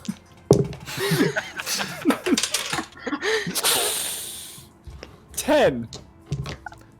No, I don't think you are. The Captain Sheena would have informed me personally. One of the other students is out there. What? Or Yeah, are we you saw- just okay? Are you just saying this No. to get out because? No, I'm serious. I saw her. No, that one really is the truth. Yeah, I was that lying. one is the truth. Oh, I'm gonna why? keep on walking. She's got. Well, the gate's I don't- closed. Like. Oh, darn it, never mind. She has like a little. Her instead of hair, she has like a mushroom The cap. the plant girl. Yeah. Yeah. What? Well, She's I like should. headed right into the forest. Okay, I have to inform Captain Sheena of this. Wait here. Hey, time is of the essence, bro. Don't worry. We're a well-trained guard force. Just wait here. We'll be right back with a squadron to go get them. Don't worry. All right. Don't worry, students. We will take care of this. And he does a salute and eagerly sort of runs off towards the Can we banquet hall. open the gate? This gate. Yeah, no, it's not locked. All right. That was enough. When we saw her, was she going into the forest? No, she or- was still like she had some lake to get around to get into Okay, the forest. okay. If I'm understanding what Michael said correctly. We might have some time to just catch her Let's run. Let's go right now. screaming. All right, you begin to run. So Tether. Tether. Cut back to a couple minutes ago when you started hearing this beautiful ethereal music coming from the forest. My whole thing was, I've been cooped up and this is all scary and new, so I wanted to go somewhere comforting. And if it's beautiful music, where the place I find comforting, all the better. Hmm. So I'm just gonna do a light jog, Cool. because I can't wait All right. to go to a place I'm familiar with. All right, easy enough. Yeah, you begin to do a quick jog towards the forest. It's about as you reach the tree lines. You do hear quite a commotion from behind you.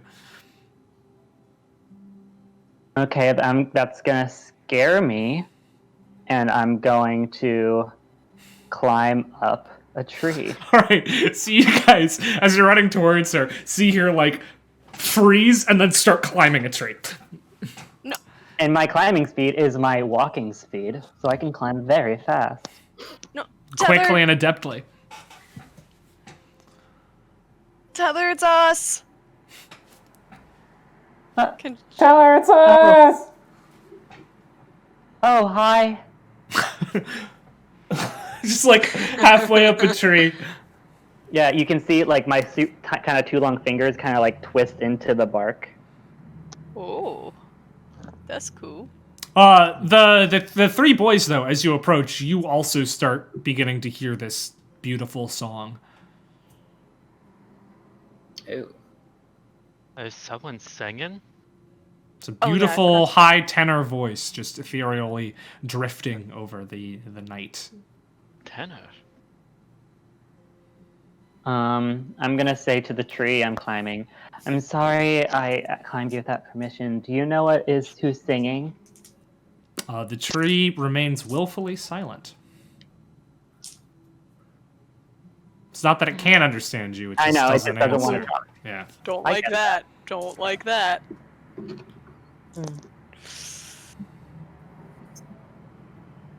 Hello? And I just start calling to the other trees. None of them respond to you. See, I don't like that. I go for the conversation. Cora would be Tether, proud. you okay? They're not talking back. Who isn't? The trees. Does that happen? To you? I Can mean, that happen? if you go up to someone and you say hello, even if they don't want to talk, they'll be like, I don't want to talk usually. Oh. So does anyone else hear the singing, or is that more just the demonic voices in my head? No, I'm definitely hearing the singing. Yeah. I mean, yeah. Yes, but what was that second part? The voices in the head. I already Oh asked. yes, you mentioned that We earlier. talked about Yes. this earlier. Yeah. Well, Yeah. I did with them. Oh, I don't remember that personally, but it's been a That's day. just what I. It's been 3.5 hours, so who knows what happened. At this point, as you start mentioning the singing, though, the singing abruptly ends, replaced by... Not replaced, but by a single scream. The same voice.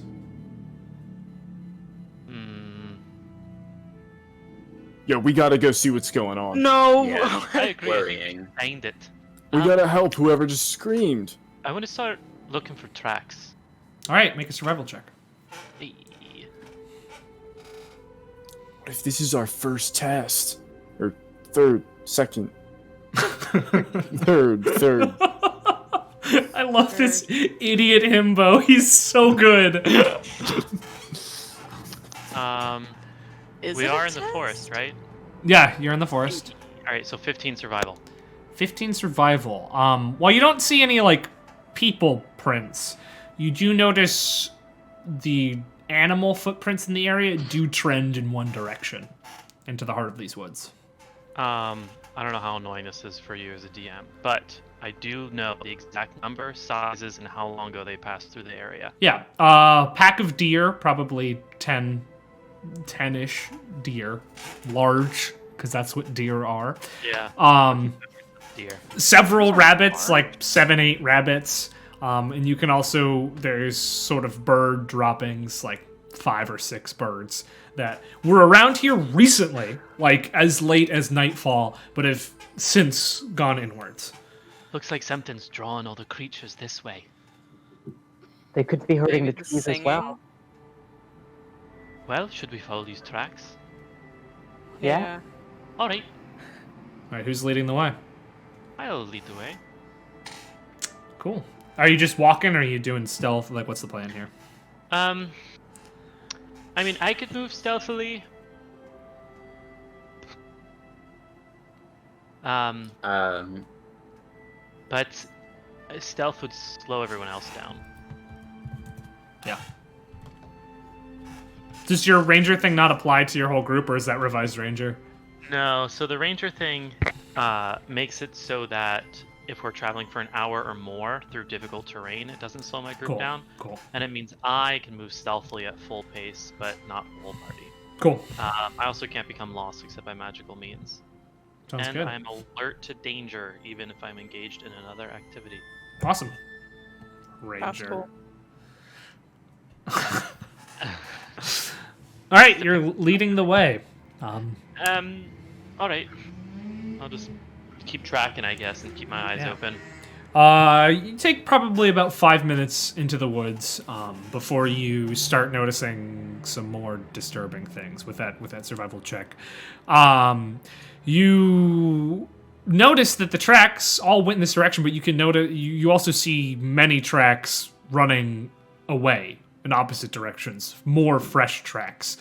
You smell the scent of wildlife that has been killed. Not directly in your path, but off to the side a little bit, as though there is a trail of this wildlife leading inwards towards the place this trail was originally running. Get ready. Something's up ahead. I suggest we move stealthily.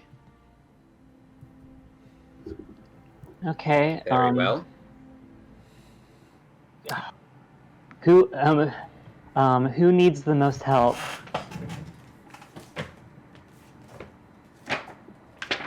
Because I'm probably okay. I can guide one of you. I'll take it, sure. Okay. You have an extra D4. Hey. Thank you. All right, everyone make stealth checks.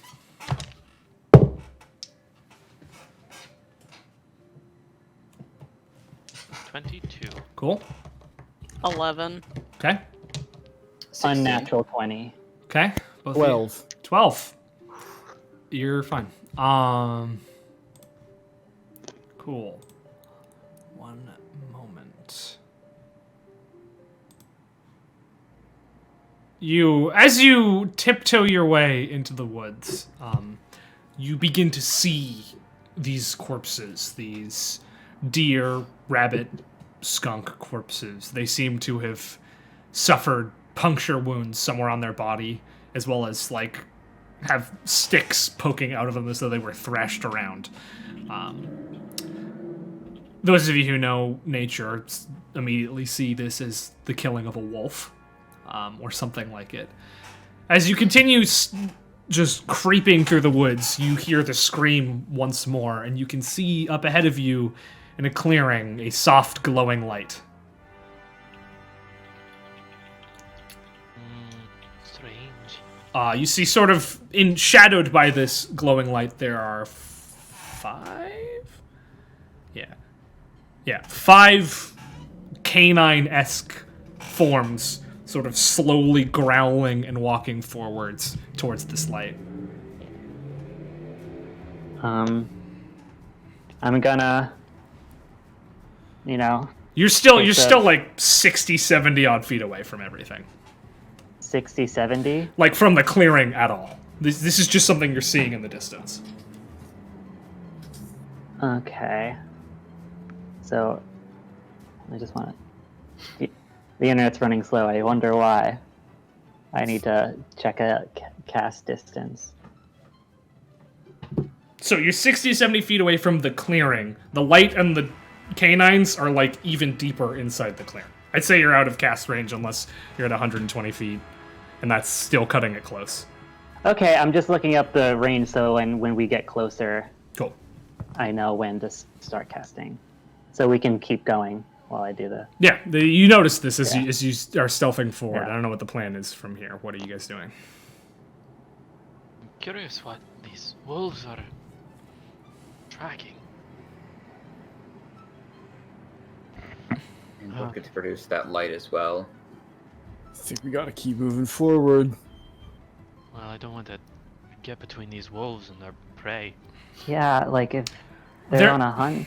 They're not quite wolves, though. The closer you get, the less like wolves they look, and the more like weird, hairless dog-like creatures with large, like, straight up pointed ears. The only hair that seems to be on their body is a small tuft of it on their tail.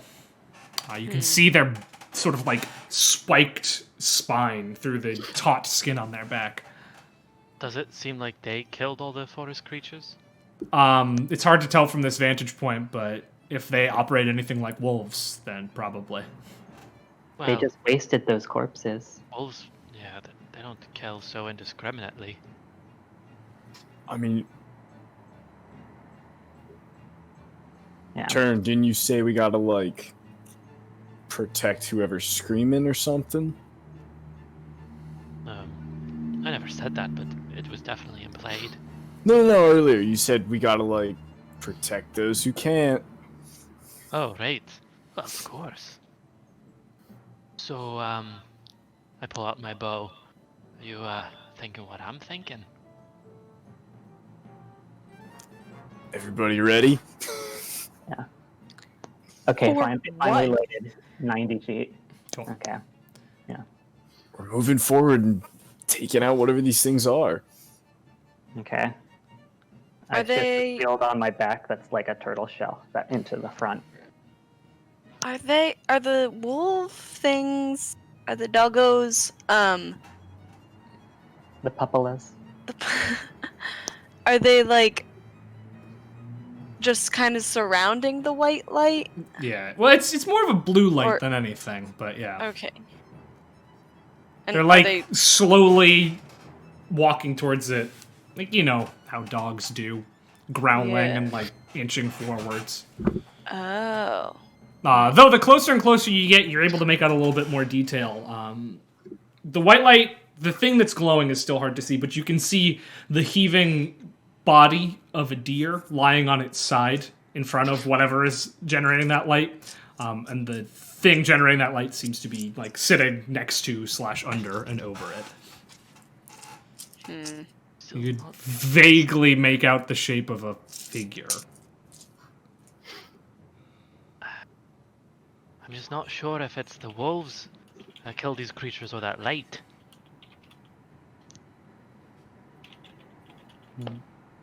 Get closer. Closer, maybe. Get a little bit closer. All right, I'm gonna need one more stealth check from everybody to get closer. Okay, I'm gonna guide. I'm gonna guide Septon this time. Cool. All right. So that's what, an extra D4? Yeah. So what do we got? 7.